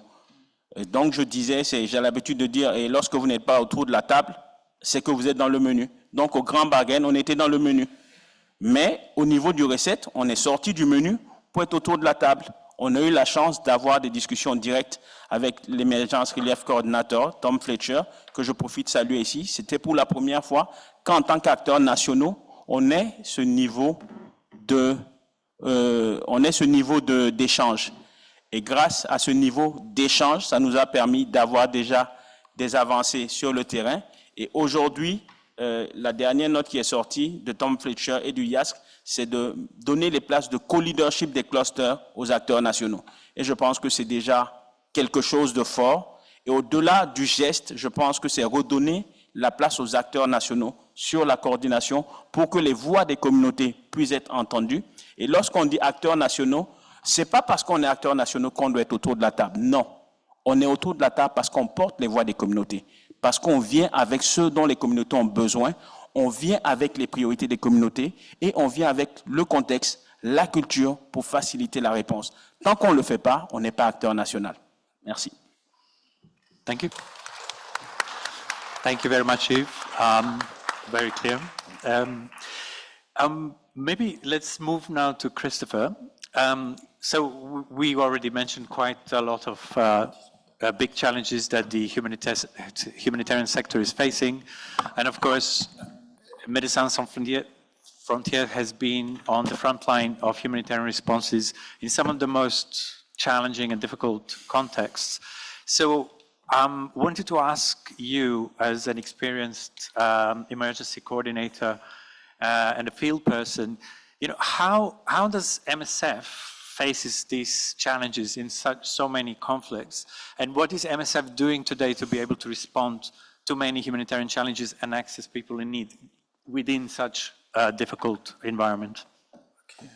Thanks Miro. And thanks Intersos for inviting Médecins Sans Frontières to come and present at this at this forum. It's a strange day to be talking because as we speak, the Israeli forces are pulling back to the yellow line in Gaza, and North Gaza seems to be reopening. This is a few minutes ago, so it's a strange moment to be speaking, actually, given this change, which maybe offers a little bit of hope from 2 years of hell and genocide, basically, that we've been facing, and that Médecins Sans Frontières has actually denounced quite openly as being a genocide, a controversial decision we took a few months ago. But apart from that, perhaps small ray of hope, I was asked to speak to you about how we're dealing with some of the challenges and how we see the evolution of the general landscape, humanitarian, political, and how it impacts us. So I'll try and address some of those points and perhaps echo some of Yves' concerns regarding the evolution of the sector. So, yes, what are we facing today? These views represent those of my organization, of which I was also a general director and an international secretary at different moments, but also my own personal views, because there isn't one view within MSF. There are many different views. We're diverse, and we rarely agree on anything. And yet somehow we still manage to move forward and take decisions. So perhaps just on the funding issue, which came back quite a bit this morning, and I know you're going to discuss it this afternoon and go more in depth, just to say that although Médecins Sans Frontières is rather well known for being privately funded, so out of a budget of 2.36 billion last year, 98% was privately funded, so we only get 2% of government funding. This isn't luck, it was actually by design.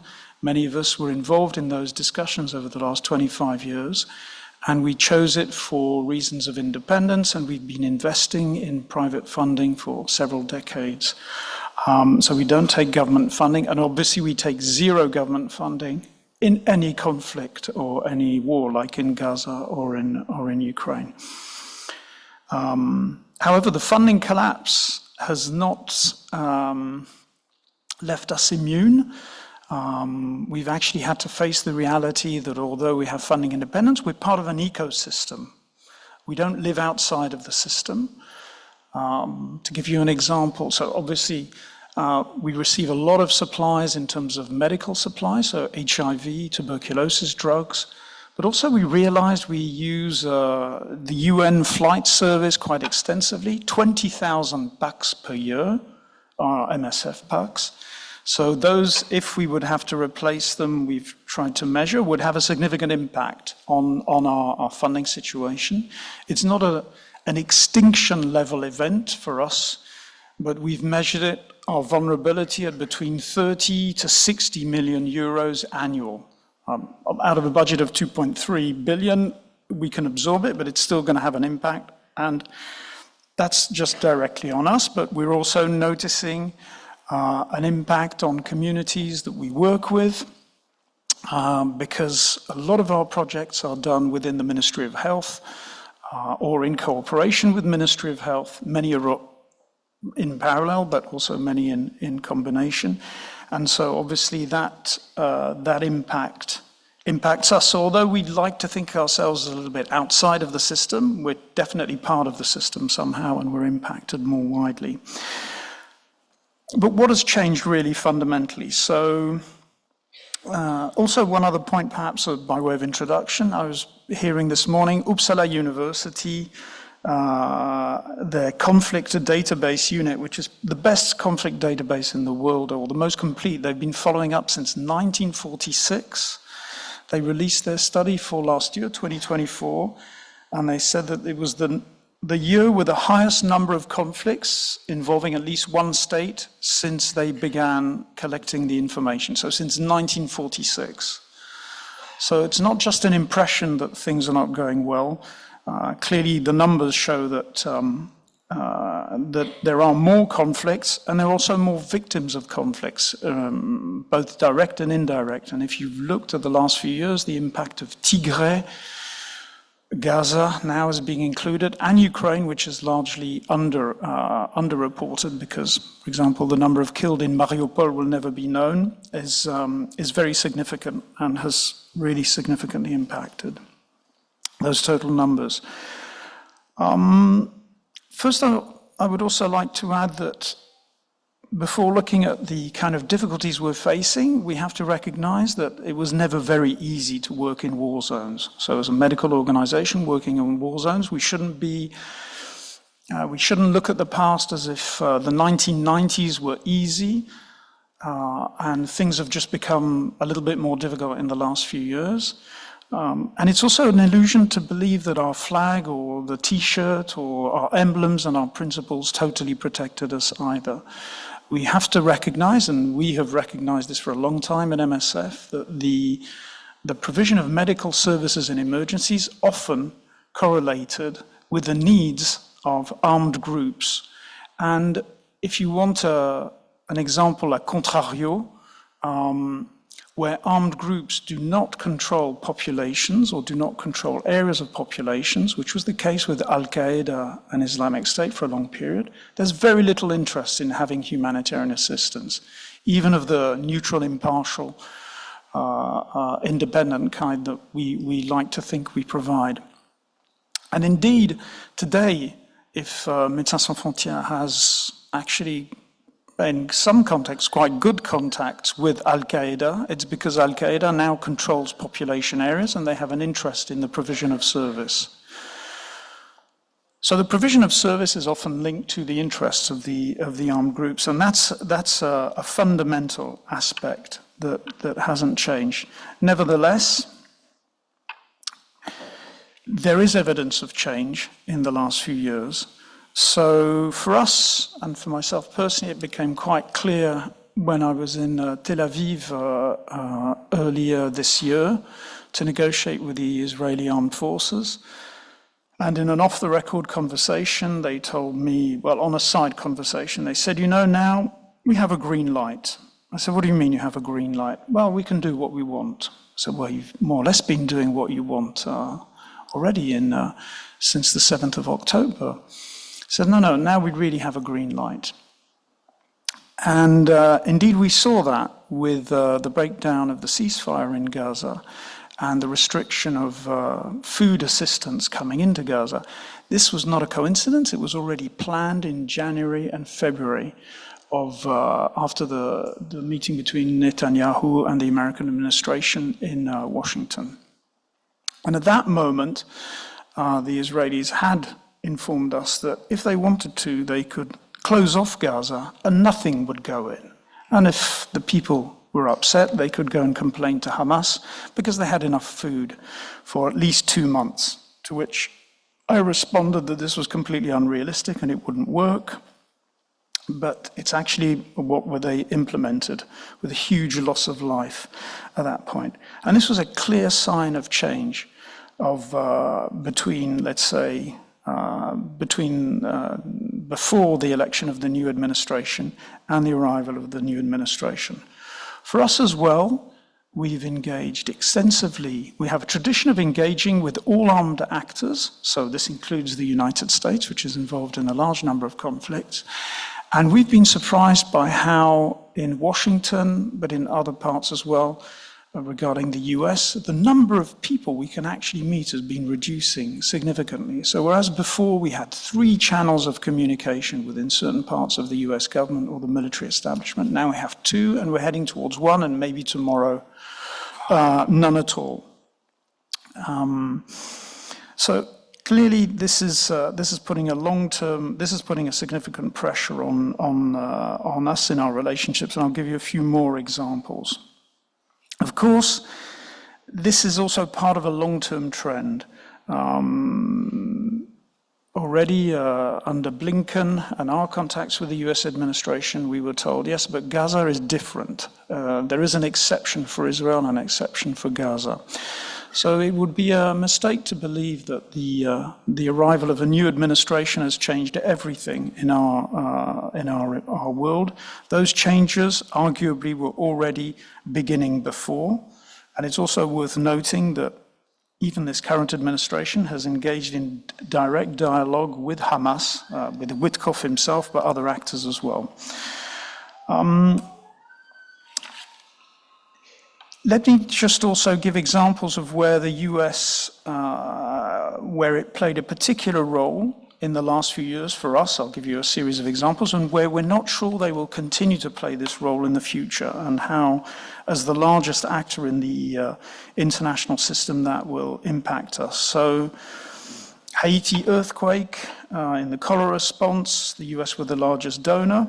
They also pressured the United Nations for accountability on the famous cholera intervention and the role of the UN peacekeepers in actually accidentally creating that epidemic. In Myanmar, the US also led the response that condemned the actions as a genocide and advocated quite effectively for access to displaced. In Gaza, in the beginning, under the previous administration, the US actually helped to organize the evacuation of international aid workers and insisted that it not be just American aid workers that were evacuated and replaced after October 7th. In Ukraine, they were the ones behind the scenes who were pushing for the creation of humanitarian corridors that allowed ICRC to evacuate part of the population of Mariupol in 22, in the spring of 22. Even though those evacuations were regularly violated by the Russian army. In Syria, the US also led efforts to establish and renew the UN Security Council resolutions, allowing for cross-border humanitarian aid, without the consent of Damascus at the time. And this played a very important part in the survival of Syrians living in opposition areas. And they also played a key role in the Darfur talks and in the Darfur peace talks of 2003-2006 and pushing for an international humanitarian response. So there is a big question mark as to whether they will continue to play this role in the future. And there is clearly also next to this a weakening of the general normative framework and aid and soft power being seen, or aid as being seen as being part of the soft power initiative strength. So we can look at it with an erosion of normative erosion around the ICC, the international ICJ as well, the institutional erosion around WHO, the UN Security Council as well. And generally the rule-based order that's been questioned around migration and refugee law. We've had people arrested in Italy.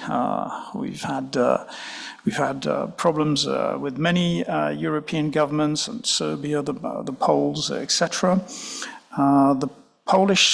Poland, the Baltic states are withdrawing from the International Landmine Convention. That's just another example of the weakening or the erosion of the international normative order. But already there were signs when the Ukraine war started. There were famous meetings that we had in Kiev in early 22, where we were told by Western embassies that IHL doesn't apply in war and in this context. And I mentioned before, under the Biden administration, that reflection that Israel is different was also there. So the hypocrisy of and the weaknesses of the system were quite clearly visible.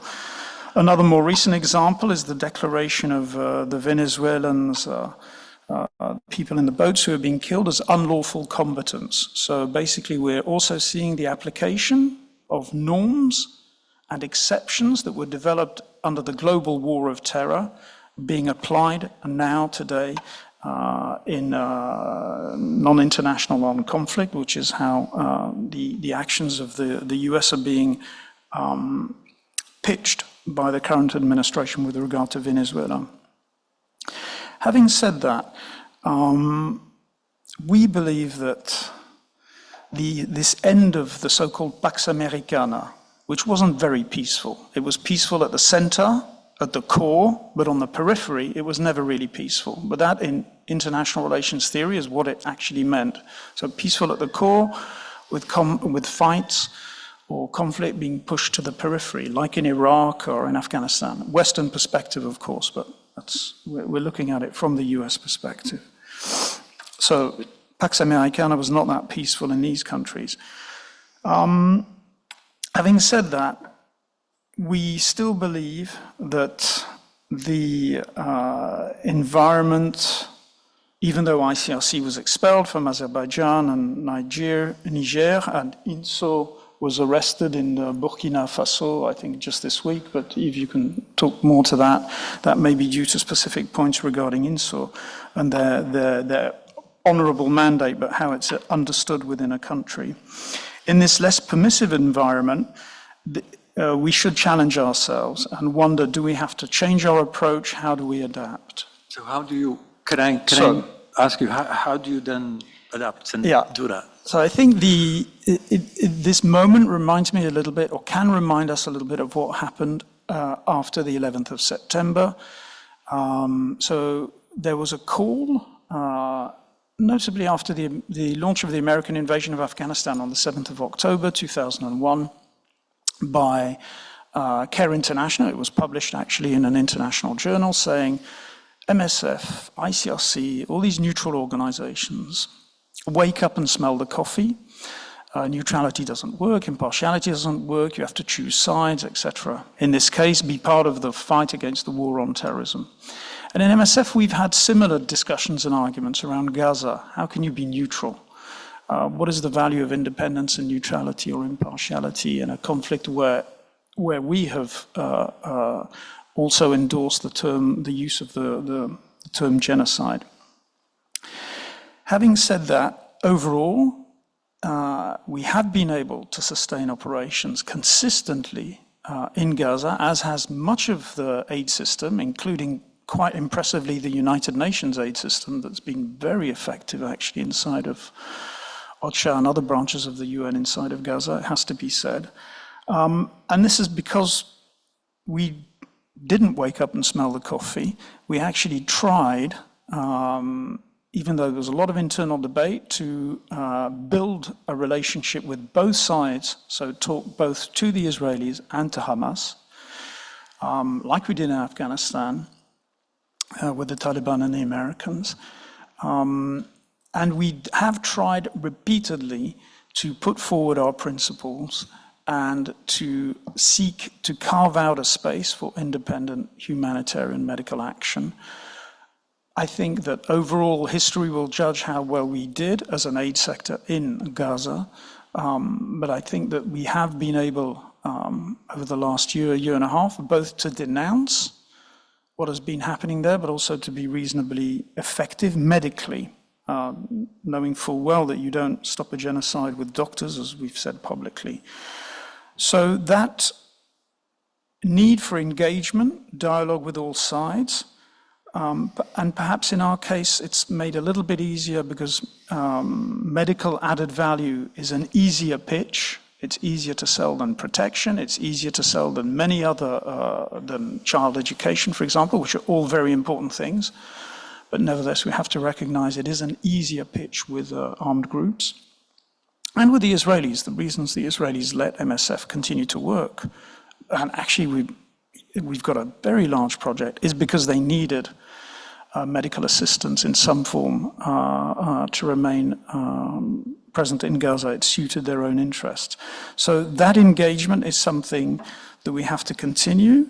And we would argue, and certainly from my school of thought within MSF, that keeping a line around independence, impartiality, and neutrality while speaking out is still probably the only way to get through this storm. And where do you put that line as a subject for another debate and discussion? For example, denouncing genocide is one thing, but should MSF, this is a live debate, call for arms embargo, etc.? Maybe you're getting a bit too far away from your humanitarian mandate, but that's a negotiation that's actually ongoing within the organization.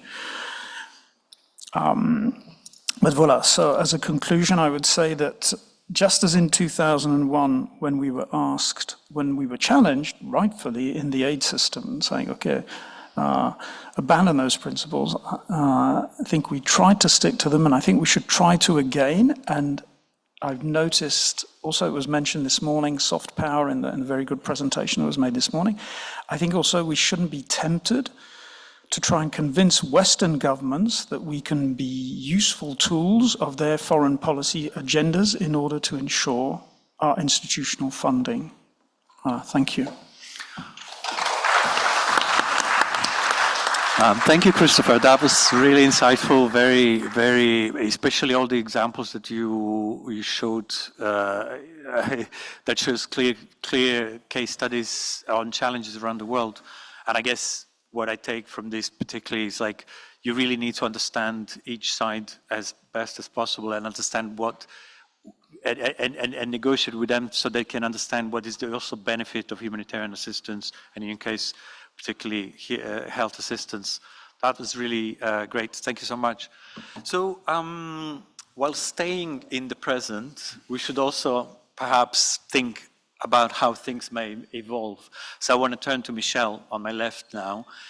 And Yaron has recently produced a very interesting report, which contains basically 4 different scenarios as to how humanitarian action may look like by 2040. And I know this report is out, and I know that you are planning also to launch it here in Italy later in November with Save the Children. But I mean, I just wanted to perhaps outline the 4 scenarios very quickly and then pose a question to you. So the first, in your scenarios, the first one is about multipolar world where you have, which is structured, where aid is structured around regional kind of alliances, where local organizations take the lead and INGOs providing funding and support. The second one is kind of the world of varied regional sort of cooperation with less global coordination, very much defined by do-it-yourself kind of approach to aid responding to specific crises, where led more by local organizations and where INGOs play less of a perhaps support role. Yeah. And then third one is about aid being a tool of geopolitical competition, where UN is sidelined, local NGOs operating under quite strict control, and INGOs kind of being agents of this kind of geopolitical powers. And the fourth one is this world of chaos, closed borders, sharply declining aids, states kind of prioritizing self-preservation, and perhaps only local organizations being able to do some sort of response. Yeah. So I don't want to oversimplify, and I hope I didn't, but I mean, we are not here to really discuss these scenarios. We are just here to just kind of put it as a context so that I can pose a question to you.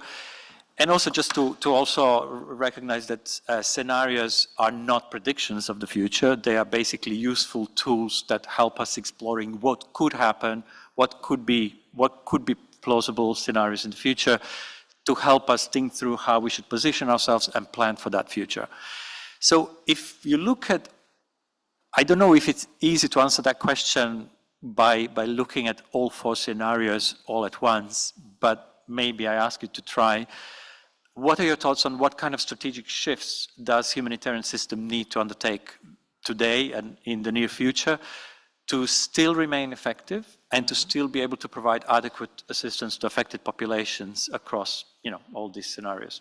Well, thank you, Miro. It's exactly that. We have to look at the future and the plausible and possible future in all of them to be relevant and stay relevant. And to do so, we need also to have radical shift. What it means, a radical shift? First of all, in the culture. Humanitarian organization, by, let's say, their origin, they are short-termistic. actually it's this kind of capability to look at the short term that enhance our capability to save life. So short-termism is part of the success of our operation today. But actually, it's also anchoring us into what I call a tactical loop, where the strategic thinking, it's linked to very short cycle and will not enable us actually to really transform ourselves. So the first shift is cultural. We should embrace future thinking, and we should integrate future thinking in our planning, because there are some shifts that actually are possible only on the long term. For example, our economic model. Do you realize that the economic model of the organization, even MSF, actually, it has been set up at the end of the 20th century, and it didn't change since.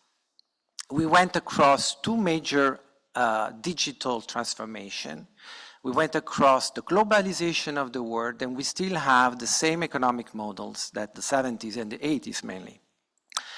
What I'm talking about the value proposition of the NGOs. So what is your value proposition?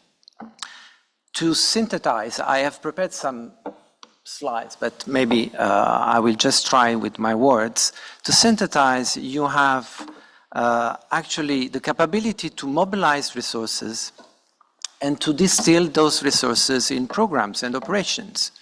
It's by distilling those resources that actually you save life every day. That is your value chain today, and it's quite the same. It has been quite successful across the end of the last century and even the beginning of the 21st, but it's not effective anymore.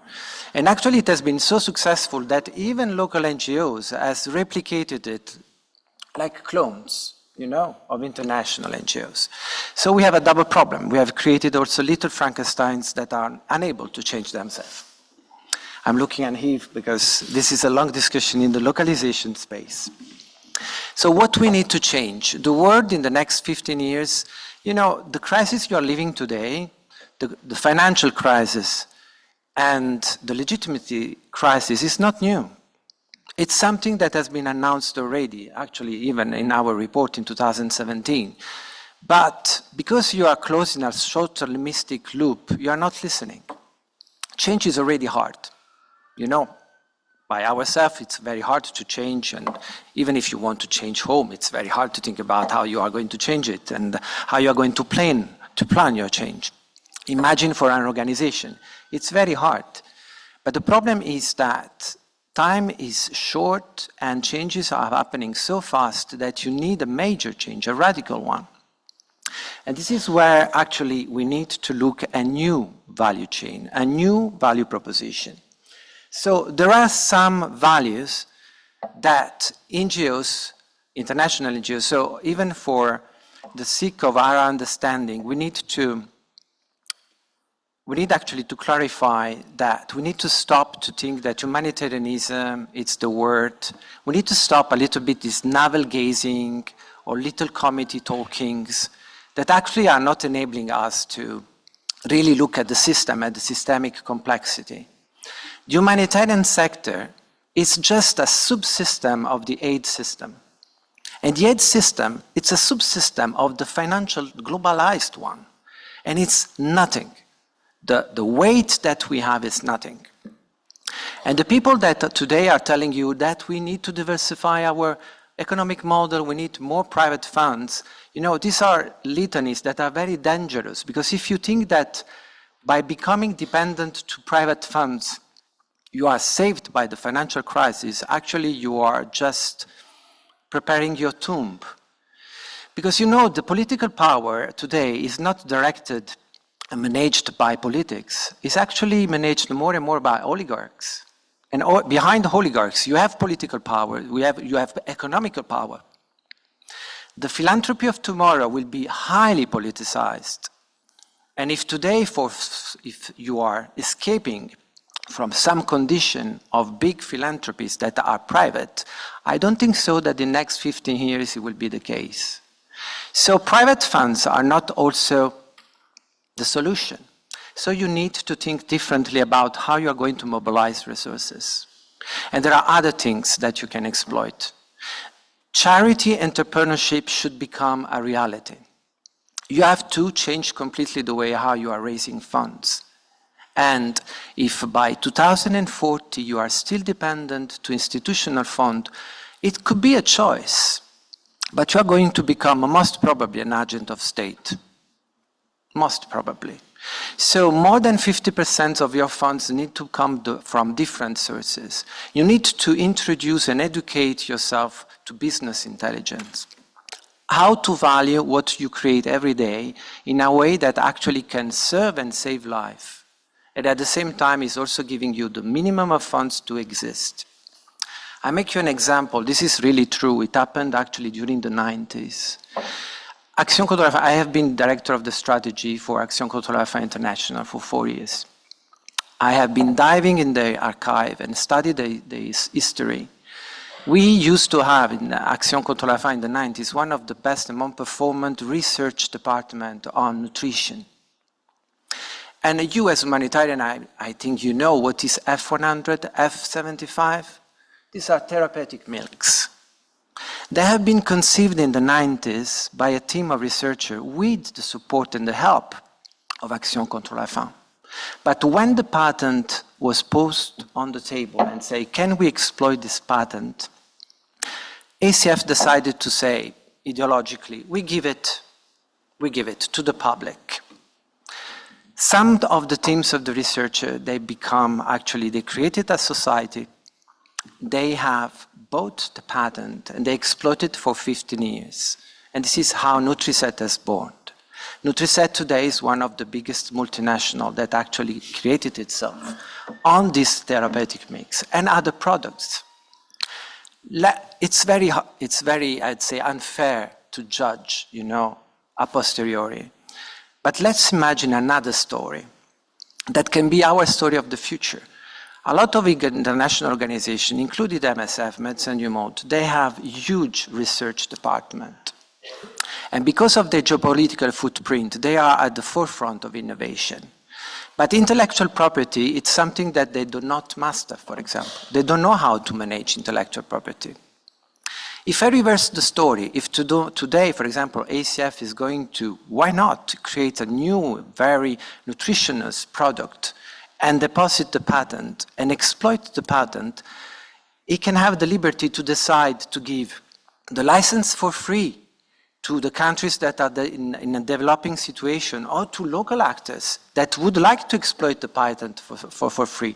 And eventually let actually other organizations, so whenever it's UNICEF, WFP or USAID, they have to pay the license because they have the money for. And by doing so, generating revenues with which they can actually support their programming and their resources. This is possible. And all the organizations, they have plenty of possibilities, plenty of value that you are creating today that can be transformed in a business opportunity. But the word business, I know, for some people is ideological something. Oh, but we are humanitarian, we don't do business. Hey, in which world are you living? We are, as humanitarians, an economic actor. You do provide work, and you do actually provide food, and sometimes disrupt also local markets. And let's talk about the elephant in the room that Eve tried also to raise before. There is too much money that is not going to the first responders. Sorry, Maria, but is Voice actually advocating for more money to local actors? I know the answer, because the turkey will never vote for Thanksgiving. But we need to go across an existential question about who we are and what we can do actually to truly change ourselves. And the good news is you have a role to play in 2040, a very important one, a role of facilitator, a role of conductor, a role where you are supporting the first responders in a way where they are the ones that are legitimate and have the capacity to save lives. For sure, there will be still context, humanitarian bottlenecks, we call it in our reports, where, like in Gaza, like in Sudan, okay, we need first responders, what we call the humanitarian firefighters. But you are going to last for 3 months, 4 months. Are you going to survive based on that economic model? No. You should absolutely work with the tissue and all the civil society that eventually will come back. And remember, even in the worst context, there is a civil society, and they are capable, and they have agency. So why they cannot actually also save life at your place? So radical shift, but first of all, a cultural one. I know that this is a painful time, because there are a lot of people that are losing jobs, and we are all motivated. We are all passionate about our job. But the period of humanitarian saviors is revolute. We cannot impose solidarity. Solidarity should be asked for. We are no one to tell what is good for someone else. And if we don't do this cultural shift first, we will never be able actually to really change ourselves. And again, there is a light future and a role to play, and we need to embrace it. Just let's do it. Thank you. Thank you very much, Michel. I think very, very interesting food for thought on the value proposition economic model that you described, and also on localization. I do have one little, maybe just to challenge a little bit on the second part, just by my own example of something that I've encountered. So, you know, when we talk about, for example, working on advocacy, and I'm part of advocacy working group in Yemen, it's a very active group, and there's a lot of, unfortunately, needs for advocacy when it comes to Yemen. We really engage a lot with local actors, and they're part of the working group, and so on and so on. But sometimes when it comes to certain advocacy messages, although we include them and we try to incorporate them to sign statements and so on, they really opt out against it because it's too close to home, it becomes too politically sensitive for them. And then also some people say that, for example, while local actors definitely play a super important role, I mean, they're close to the communities, they live, they're coming from the communities, they're more efficient, they're faster there to respond to people. But some, let's say, critics of the localization would argue that not all activities, humanitarian activities, could be implemented by local actors. And this question goes also to you, Yves, please. For example, certain protection activities where local actors may be a little bit too close, not too close to the authorities, but could be influenced by the authorities or could be under pressure from the conflict authorities or conflict sides. And so what do you say to this kind of thoughts or criticisms? It depends on the context, for sure. And I will be also interested to Yves' response. But we are talking about the principle here, the humanitarian principle in general. Okay, so I don't want to shock anyone, but humanitarian principles, you know also the context when they have been created. It was 150 years ago. Okay, so the world has crossed 2 World Wars, and I hope it's not going to cross a 3rd one. But the world is radically changed. Now, if you talk with the local actors, this is something, a subject of our research too. We have been asked them, what do you think about humanitarian principle? They say, yeah, they give a frame, but they are not belong to us. They come to us. So yeah, it's giving a starting point, but for us, and Yves, please correct me, for example, justice, equality, are much more important, equality. And I say equality because actually the first problem of us against them is this, is to be treated with equality. How you can actually be humanitarian principle, the first principle of the humanitarian principle is humanity. We always forget. We talk about neutrality, independence, they are the most complex one. But humanity, I believe it's the strongest, the purest, and the one that still today I think everybody agrees on. I will even add solidarity. It's just this concept of solidarity that is so strong, and it works everywhere. So why we don't review them? And why we don't review them with the voice of the people that are concerned by crisis? Now, when it comes to protection, that is actually a tool of international humanitarian rights. So this is another sphere. We have a normative system that is attacked from everywhere, absolutely for the respect of human rights. But protection, yeah, it's something that can be done by local actors. I can tell you, because for example, I'm actually chairing a committee at the Fondation de France for Ukraine. In our committee, we are supporting underground, okay? We are supporting civil society in Russia. And it's possible. Of course, they're taking risk. Of course, they are actually at the forefront, but they are doing their work, even in terms of protection. And frankly speaking, they have the courage and and just a lack of funds to do what they need to do. Thank you. Yves, would you like to perhaps also comment? Yeah, thanks. I will just add just 2 words to say that starting with linked with protection, I don't think local actor cannot make protection on the field, because when it's about protection, even international NGOs, EU system, who is the person who's doing the job on the field? It's national. If you are national and you can do the field, why the organization cannot? So I think that is not the real barrier for local organization to do it. But the most important, we have to acknowledge that we don't have all the technical elements to make it as standard you need. For that, we need to strengthen our capacity, but I think we had to change our mind and forget that you cannot do it. Even you, when you made it, you learn it. And when you learn it, you own it. So you can help national actors to get the same capacity that international actors. And if you want, you can be backed to make assurance qualité. Quality assurance. Quality insurance. There is no problem for that.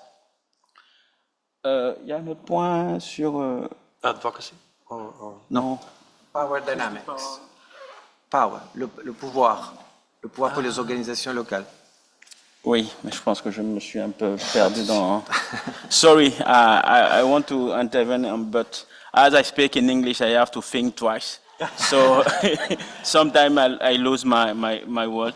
But I think for national actors, yeah, again, we link with the principle. Even, I take the case of Ukraine. Do you think Ukraine didn't respect humanitarian principle? I don't think so. You will say, yes, it's Ukraine. Yes, Sahel also is Sahel. We have to acknowledge and accept that as local, even if you are humanitarian, you're still part of this country. Your heart is in this country. You love this country. And even for your work purpose, you have to get a neutral professional position. You cannot say, as a Burkinabe, I cannot say, no, I'm neutral. What happened in my country, I don't care. No, it's lying. But for professional purpose, to make aid available to anyone in need, I have to take that professional position. As Michel said, in our country, most of persons look international humanitarian principle as something that comes from abroad. For us, we are not part of that. We get your word and you decide for something. And we come in our country and we say, for the humanitarian, you have to respect that. In our country, when there is a problem, we don't say, you will get something, you not. Why? We are all sharing. But when it starts to humanitarian principle, no, You cannot share and give a little bit for everyone. If you want to assist someone, he should get how he's gonna feed himself for 3 months. What about the others? Sometimes we get confused, and I think, as Michel said, we should accept to rethink the principle, not to contest them, just to rethink and adapt them to the context. And most of the people will be part of that principle, and it will be easy for everyone to follow and respect them. Thanks. Thank you very much. Sorry thank you for very my much. English. No, it was perfect, and thank you very much. Very, very clear, very well said. I think Christopher wanted to add something to this topic. Just a small point. Yeah. So each case is, because I heard Ukraine and Gaza, and different context mentions, each case is slightly different. In Ukraine, 98 to 99% of the humanitarian response was not done by the international aid system, which for the first 9 months of the war was mainly based in Poland. We need to remember that. So everybody left, and it took nearly 9 months, even according to the UN, for people to redeploy. And still today, if you go close to the front line, within 20 to 30 kilometers of the front line, from Sumy through Kharkiv to Donetsk through down to Kherson, it's a pretty empty space of international aid actors, and it's really the Ukrainians and the Ministry of Health of the Ukraine, the activist society, that was part of the response, and they got very little funding for it. Most of the money went to the international actors. But that's not always the case. Gaza is different as well. So in Gaza, we've employed a huge amount of Gazan MOH staff under incentive. And actually, they've been doing most of the work, as have our Gazan colleagues working for Médecins Sans Frontières. There, the role of the international staff was perhaps one of some element of protection. We did notice that the Israelis targeted less, I say less, not totally zero, a medical infrastructure if there were international doctors present. And I know of one strike where the first question asked, because I happened to be in a meeting, was, were there internationals there? Did we kill the internationals or not on the Israeli side? So you can also play a part simply in terms of protection. So each case is slightly different. Ukraine has a strong civil society. It exists as well in countries of Sahel or in Ivory Coast, for example, where they're obviously the key responders. In Gaza, civil society was deliberately destroyed, and there was a more classic international role there in terms of protection, etc. So each are definitely different. But clearly, the way the international system is set up was designed in the 70s, the 80s, or the 90s, and that has to change, and I agree with you on the reset, etc. Although we're not part of these discussions, we're not part of the system in that way, due to the different funding and different position, perhaps, within the ecosystem. There, the aid system is incredibly reluctant to effect real change. Yeah. Thank you. Thank you very much for these two super important examples to show the different approaches and different needs to approach things. We were going to also ask a question about the humanitarian reset, but I think we're a little bit running out of time because we have about half an hour left, and we should really open the floor to questions and answers. So, and of course, if somebody wants to ask a question about the reset, you're more than welcome. But yeah. If anyone has any questions. So before delving into the Q&A, we have Frederick from WFP, who would like to give his brief contribution.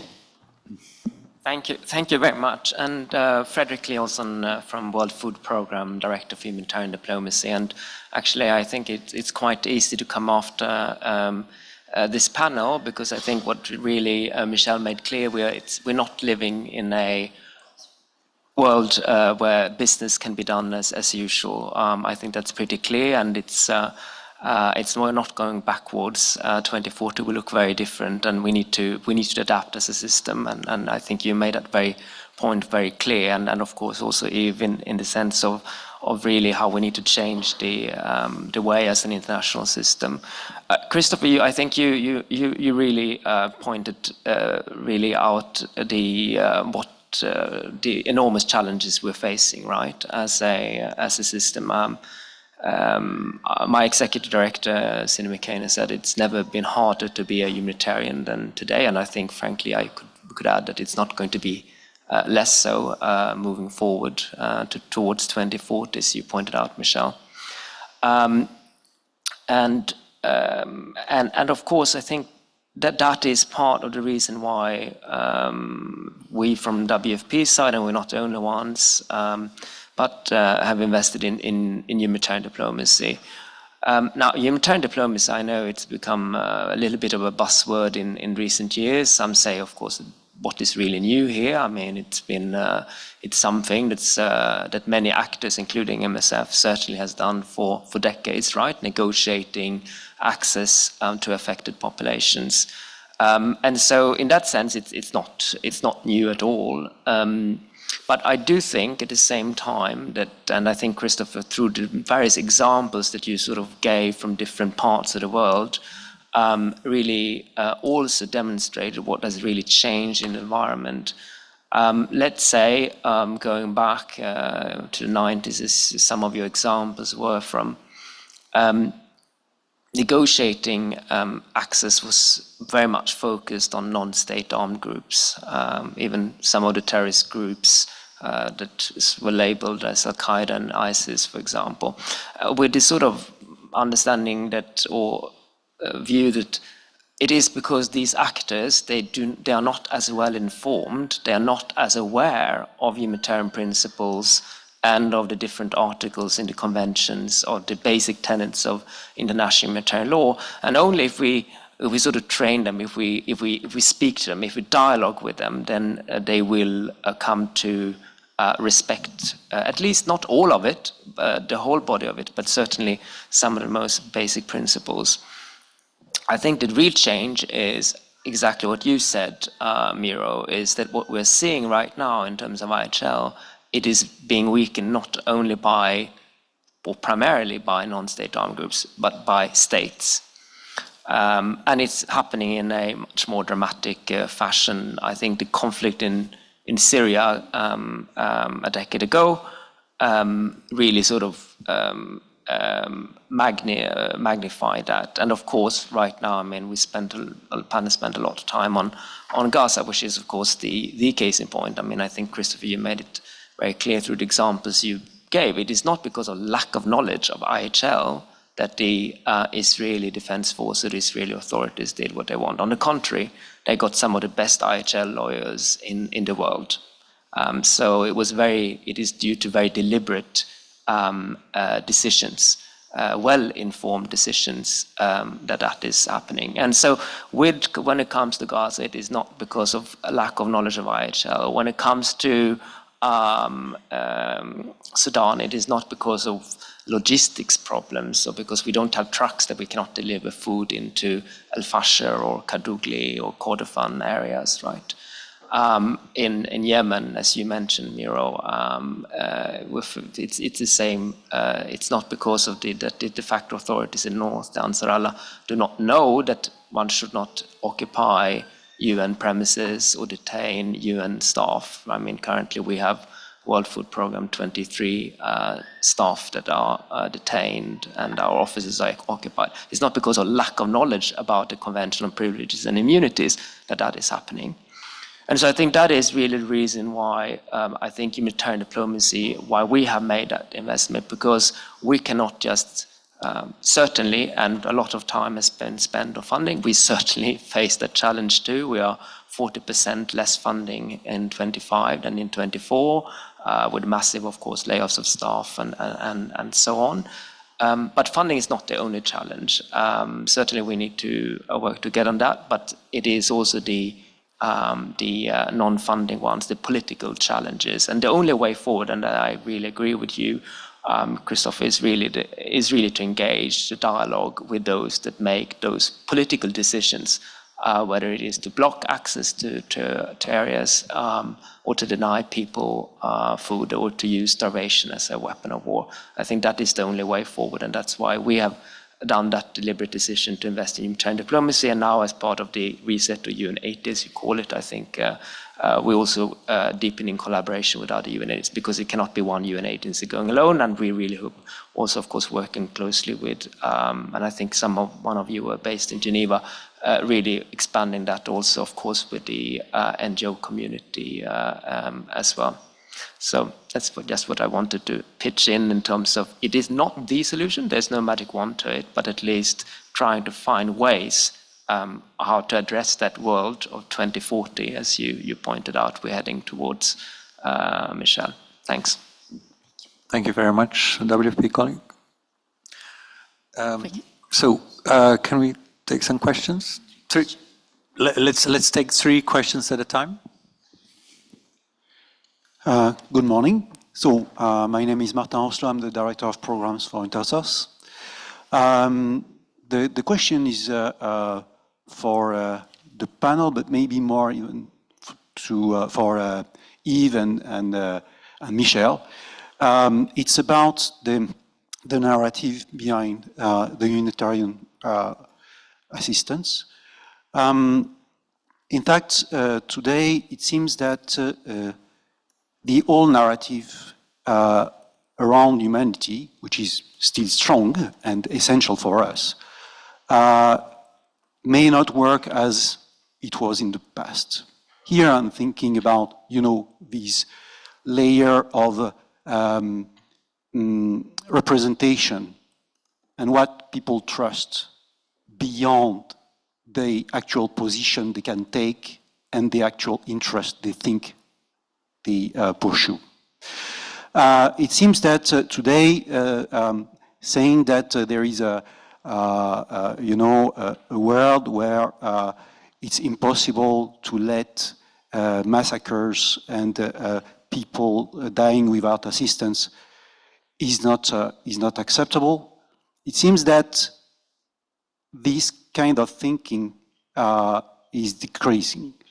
Seems like it's not as effective as it was before to say, we are on the way for progress and for peace, but there are some areas where we need to intervene, and then things will go on the right direction that it should take. Now it seems it's not working as well as before, and Sudan, just the example of Sudan is I think a good illustration. We let people die because basically, okay, maybe it's the normality. There is kind of, narrative like that. I don't know if you share, but I have this impression more and more. So my question to you is, do you think that the narrative around solidarity could somehow come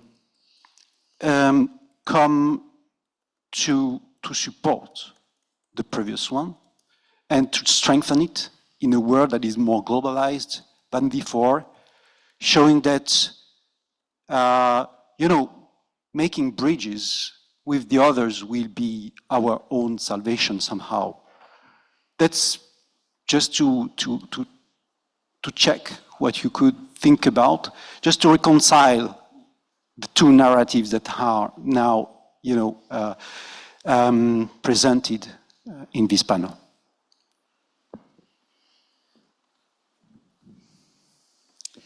Thank you. Yes, Maria from Voice. So on the localization agenda, I think it is very important that we take out some of the emotions of the discussion, because this is, in my eyes, not very solution-oriented, and rather, as I said earlier, really try to work on a global civil society. There are enough critiques, often based on false facts, from those who would like to see an even more weakened civil society. So I think we should really work together on strengthening a global civil society, seeing how we best can work as equal partners to address the humanitarian needs in the humanitarian crisis. So I don't think that it's helpful actually to define who's the turkey and who holds the knife, but really rather thinking of how can we work better together. And I said that earlier, we need to be self-critical. There is a lot of room for improvement, but very many of our members, our Voice members, are working with local partners for decades. I'm not saying everything is working perfectly, but it's not that they have embraced the concept only recently since localization became the new buzzword of the sector, but it's in their business model. And then others might need to change more radical. That is true, but change takes time. And I also said earlier, we need to embrace change while staying true to our values. So yes, there is room for improvement. Yes, we need to discuss and debate about the humanitarian principles, but the argument only because they're old, that they don't count anymore, I can't understand. Children's rights are also not invented yesterday. Women's rights were not invented yesterday, and still they are rightfully there, too often not respected. So this argument of something old and that's why it loses its value doesn't resonate with me. So I call for constructive dialogue, self-criticism, but also seeing that advantages have been made.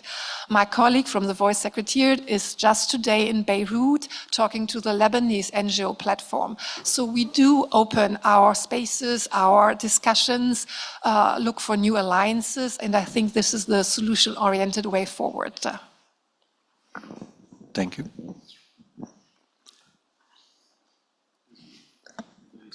Thank you, everybody. My name is Arianna. I am going to be on the final panel of the day. I was a former intern for Intersos, and now actually I'm an intern for ACF. So I want to thanks everybody that was on this panel because it was a very insightful conversation. But my question especially goes to Michel, as he previously worked for ACF as well. Since you mentioned actually, you came up with a lot of new ideas for the humanitarian sector. I would like to ask you more practically, what do you think, for example, right now for NGOs like ACF, since you know it very well, what are the main or like the most proximate, concrete things that ACF could do or the NGO community can do to impact and by 2040, like you said, or to kind of re-envision their models with research, with intelligence? What are some practical examples, apart from, for example, the patent you said on nutritious food? What are some practical steps that organizations can take? Thank you. Thank you. So there was a question about the link between the solidarity and protection of IHL somehow, and then comments on localization and then do you want to reply or I can? Do you want to start? On both sides, on the question from Martin and from Marie. So Marie, it was provoking. It's not that you are Turkey. I love Voice, and you do a fantastic job. You know, I told you already, and it's amazing. But for example, it would be fantastic to see Voice advocating in Europe to ask to the European Union to give much more money to the local actors. You know that, we have discussed this. That is a critical point. And if you do that, I think we've set the base for solidarity, because, Martin, we can be solidarity, the base is equality of solidarity. So we need to be on the equal stage. Today, local actors, they are only having 2.4, I think. 2.4, I think at the last, I don't remember the last numbers. Maybe the most optimistic in projection was 4% of the whole amount of money that is available only for humanitarian aid. And I'm not talking about aid in general. So there is actually space to build this equality, and absolutely, they are the first one to say, let's work together. They are the ones saying, we don't want to work alone. and there is space for, I think, international NGOs to become this intermediary actor. In our report, we are proposing this new language to simplify. There are local actors, they are the first responders. And then there are us, the intermediary. And solidarity can build a bridge because actually the world has changed completely. The world today is a little village. We are hyper-connected. There are still a lot of challenges for the infrastructure of internet, but in the next 15 years it's going to be solved. So we are hyper-connected. It's like we are all together in the same ship, and we can talk even immediately. We have done our report, has been done virtually, and we had more than 400 people actually coming from just local actors participated to our study. 40%, 60% of our study comes from people affected by crisis. And solidarity comes very strong as actually a way to build this bridge, a new narrative. And it's very easy to change. You know, in the 70s and the 80s, we used to say, I always say when I'm talking to my student, I'm a repentant white savior. I have been a white savior. It's like, you know, in the group. I have been there. I've been on the field, and I was thinking what was the best for people without asking them. I challenge. I think we have all been this. It was wrong. And I went through a lot of thinking and critical thinking about how actually move around and actually just listening. The narrative is simple. We need to move from we are working for them with simply adding with. We cannot do anything without them. We should actually save their life for them and with them. And this is where it's very easy to change the narratives and setting the base for solidarity. Yeah. Thank you, Yves. Yeah, thanks, Michel. It's easy to speak after you because you already say everything. So I don't have anything to say, but I'm not here just to say good thing, but I think I can add something. According to the narrative, you're right. We should change the narrative and don't only focus on solidarity, for sure. But the narrative is also depend of who is your interlocutor. As MSF say, 98% of the financing is coming from private. When you are talking with private donors, what is the interest of private donor? The private donor don't just want to make assistance. He wants to see the impact of what he's giving. Did it change something on the field? Did the person who get financing at the same position, did we always need to be assisted for all his life? I think is that they are just they are looking. But if we get in financing from government and things like that, in Europe, most is most important today for Europeans. They don't want all Africa to be here in Europe. It's this. And if they don't want to talk with the government, we have to show them at assisting that community in their country, they will stop the moving, the border crossing. If fire starts in our country, if we didn't éteindre le feu. Stop the fire. Yeah, if we didn't stop the fire, do you think we'll all stay there and burn? No. You will come and stay with you in the comfortable place. So, if you don't want us to all come there, you have to look the condition in our country. That can be the dialogue with the government. But with other actors, I think solidarity is useful and we should build bridges, for sure. I think, Maria, you didn't understand what I'm saying. I'm never saying we don't need international NGOs. No, I was talking to me. Okay. Because I was afraid. It's my fault. I'm looking with Costa to make partnership as Tinto with Andersos. If I didn't say, Okay. So for that, I think everybody have a role to play in the humanitarian assistance. But allow me to put on the table for international NGOs.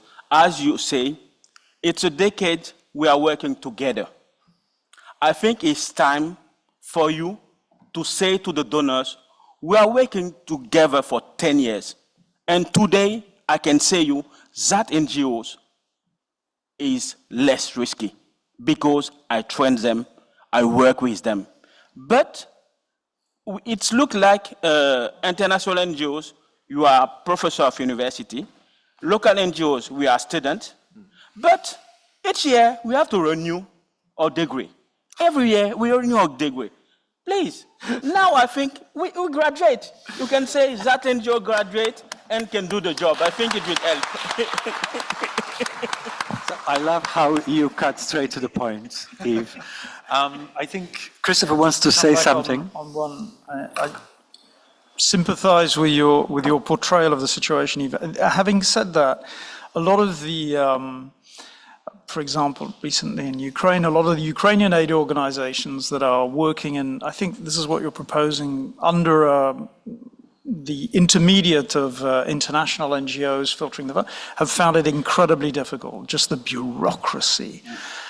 And it starts with the government donors, or the grants as they're called, going down to, I don't know, Save the Children or another organization. Then they relay it to the people who are doing the job, in this case, a Ukrainian civil society actor. The feedback I get from them is it's an absolute nightmare. It's just bureaucratic layer upon bureaucratic layer. And they say, why don't people give us the money directly? So I'm not sure. So a lot of the world is going towards what's called, in economic terms, they call it disintermediation. It's not an easy word, disintermediation. So it's like, instead of going through a taxi company, you go straight to Uber, the Uberization of aid, etc. Disintermediation is probably part of the solution. I wanted to come back on our colleague from WFP on one point that you raised, which was the fact, the knowledge or lack of knowledge of IHL. And indeed, you're right to point out, Israel is, they have the very good lawyers, and all the killings that are being done today are being done legally in the way they're portraying it. But one of the paradoxes of the last, if you look back over the last 25 years, again, from an organization with a narrow focus, medical life-saving assistance in conflicts, so not involved in development in the broader sense, we invested a lot of time with transnational non-state armed groups, as they're called. So the Al-Qaedas or the Islamic States that I mentioned. We invested, the Taliban, which is not a transnational, it's a national group, actually. Same with Hamas, Hezbollah, etc. We invested a lot of time in discussing with them, guaranteeing our access and security. Actually, if you look today, who are the major destroyers of hospitals today? It's states. It's Israel and Russia. The two largest destroyers of hospitals are Russia and Israel. And it's actually P5 members who regularly destroy hospitals. The US destroyed our own hospital in Kunduz 10 years ago. We commemorated that a few days ago. So we spend a lot of time talking with non-state armed groups and investing on that. But we need to look at the reality as it is today, and also wonder if this is the direction of travel. Thank you. Thank you, Christopher. Now, we did start 5 minutes late, so let's take one or two more questions from the floor, and then and then there's still an answer to the question on ACF example. So, any more questions? Elise? Yeah, thank you, Miro. First of all, let me really thank you. This is one of the best panels I've listened to in a long time, so a real pleasure. Thank you, all of you. I will ask the question around the humanitarian reset then, but more along the context of hearing you speak and hearing the need for change while valuing, Maria, as you said, what's still good from the past, but seeing this need for change and this need for change very quickly, right? What role do these things play, like the humanitarian reset, the grand bargain, which is the Turkey voting for its own Thanksgiving, essentially, because you're dealing with organizations' vested interests, right? What role can these processes play in this change, if any, actually? Thank you for that question. We'll see who wants to tackle it. Let's take one more question. Perhaps Sandro Durca, Link 2007. Perhaps I can connect to the previous intervention because as Link we have participating in the definition of a document pushing for advocating for localization towards Italian cooperation. That was very well considered, let's say. Practice is another thing, but let's say. And I have one perception on something that we should do quite quickly, that is deeply modify the logic and the mechanisms of accountability of humanitarian action. Because one of the main frame impeding, let's say, a bigger participation of local actors is the procedural and bureaucratic madness that is around. This is something that can be tackled even before addressing all the theoretical things around localization and the issue of the principle, etc. I agree a lot that we should focus more on humanity, for example. I agree a lot on the idea that today there is an elephant in the room of localization, that is the model of organizations. Let's say we have talking generally of local organization. We recognize local organization with a board of directors, a president, a statute, and so on and so forth. We are not so able to use, to start collaborating really and make the most of the diversity of the organization that there are on the ground, that are not easily recognizable by our system. The system is crucial.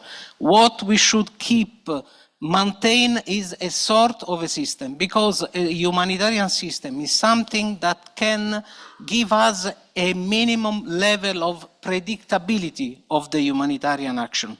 Because otherwise the humanitarian support will depend on geopolitical agendas, and I am really curious to see what will happen when there will be a big push of funding for humanitarian action in Gaza, and we will have very big difficulties in addressing the needs in Sudan, just to say. Thank you. Okay. Would you like to start on the risk? Quickly also try to answer to the last two questions. Okay. Okay. So first of all, on the ACF, but in general for organization, you need to engage in a process to review your value chain. So first, you need to map what are the values, what you are creating today, how you're creating impact today. In all the organization, actually, your capacity of creating value can actually be can drive a business. Okay, so I know this concept is antipathical or not sympathetic for sure in our context, but it's a way to start. A practical example is not intellectual property, but for example, intermediarity is not only about funding, but also consider that partnership could be a very good way to mobilize resources. It can actually also be a way to optimize your budget. So partnering, there are three resources, are money, partners, and human resources. These are the three fundamental flow of power into an organization, and the three of them can be leveraged in different way. You have huge potential to transform yourself. The Grand Bargain, the Humanitarian Reset, it's a fantastic initiative, and especially because they are giving the place of people concerned to tell how actually we can imagine coordination. The problem is that humanitarian reset and humanitarian system, the multilateralism is under attack, and the heavy trend is not a positive one. And unfortunately, in the coming years, is not looking really well. Now, all the decisions that will be drafted in the humanitarian reset need to be taken by states. So the humanitarian agencies that are driving and even participating to the humanitarian reset doesn't have agency in order, for example, to change their value proposition. It should be a reform that should be decided by states. And if the tension is still so high as it is today, unfortunately, there are I hope that it's going to success, but the chances are very little. But the process needs to continue and need to go up to the end. And if it's not working, actually it need to be supported by local actors. There is a way actually to implement an humanitarian reset led by local actors. It's the case actually, for example, in Indonesia. OCHA is withdrawing in 3 months. They are just giving the baby with all the water without the money to the local actors and say, okay, now you are going to coordinate. So they are very happy, but they say this is really a poisonous baby because they don't have the money. And we are trying to support them in setting up a minimum of system of coordination, but without resources it's very hard. And again, the elephant in the room is the money. So you should really think about shrinking. Okay, as international NGOs, shrinking is not a fatality. It's a strategic choice to reduce your size, because growth not equal impact. Just please demystify this dream that the biggest you are, the biggest impact you are going to have. Actually, you need to research the butterfly effect. The littlest you are with the minimum of resources and the biggest impact that you can create. And it's absolutely possible, but we need to embrace shrinking. It's the case for ACF. They are probably going to reduce, a lot of NGOs are going to reduce the budget. Is actually, in a way, it's mechanical. But I would say you need to push even further. Surf on the wave, shrink your organization, because you need a minimum of money to invest in business intelligence, for example. Because to do business intelligence, you need to invest. It's not going to be created like this. It's another way of thinking. And that money, it's unrestricted money. So you see how far you need to shrink? So this is my reply. Thank you. Yves, would you like to comment maybe even on the reset, since you have some interesting thoughts on that? Yes. Yes, linking to the reset, I am more optimist with the reset than Michel. Why I say that? The architecture of the aid is that everything in the past was decided in New York and was applied on the field. And when we arrive in a new country, we take our all experiences of conflict and come to this country and say, when it was like this, we do like this, and we want to make the same. And we just make consultation of the community just to adjust things. This is not cost efficient, and most of the time, what is bring for the community is not the priority of the community. If we just switch and have an assistant head who is linked with community based, linked with community prioritized, I think it can be more efficient. Just an example. When you arrive in the community and you see a raped woman, une femme qui a subi un viol, c'est ça? When you see a raped woman, do you think for her the most important is to get food, to get something to do, or to get? No. The most important for her is to get justice. When she gets justice, she can think for other things. But if you forget that point and bring other things, it's not her priority. If we accept, all of us, to take in the table the priority of the community, the assistant will be directly linked with that priority and will be cost effective. For me, the reset allows local actors to change their position on the architecture of head. And the place of local actor is to be the voice of the community, to bring at the table the priority of the community, to allow all of the humanitarian community to address this priority. And working like this will reduce considerably the cost of the humanitarian assistance.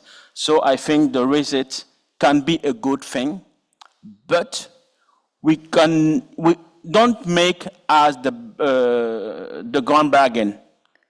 Don't just take engagement and we'll sit and wait if it's happened. I think we should all put our hand in the mix-up and bring all us our contribution to make it happen. And I think the aid will gonna be more efficient. Thanks. Thank you. So I think we've really gone over time now. I think we had a really interesting discussion. Thank you very much to all the panelists. Did you want to say something still? Oh, okay. So I think we're going to soon break for lunch. But before we do that, just one more round of applause for our amazing panel today.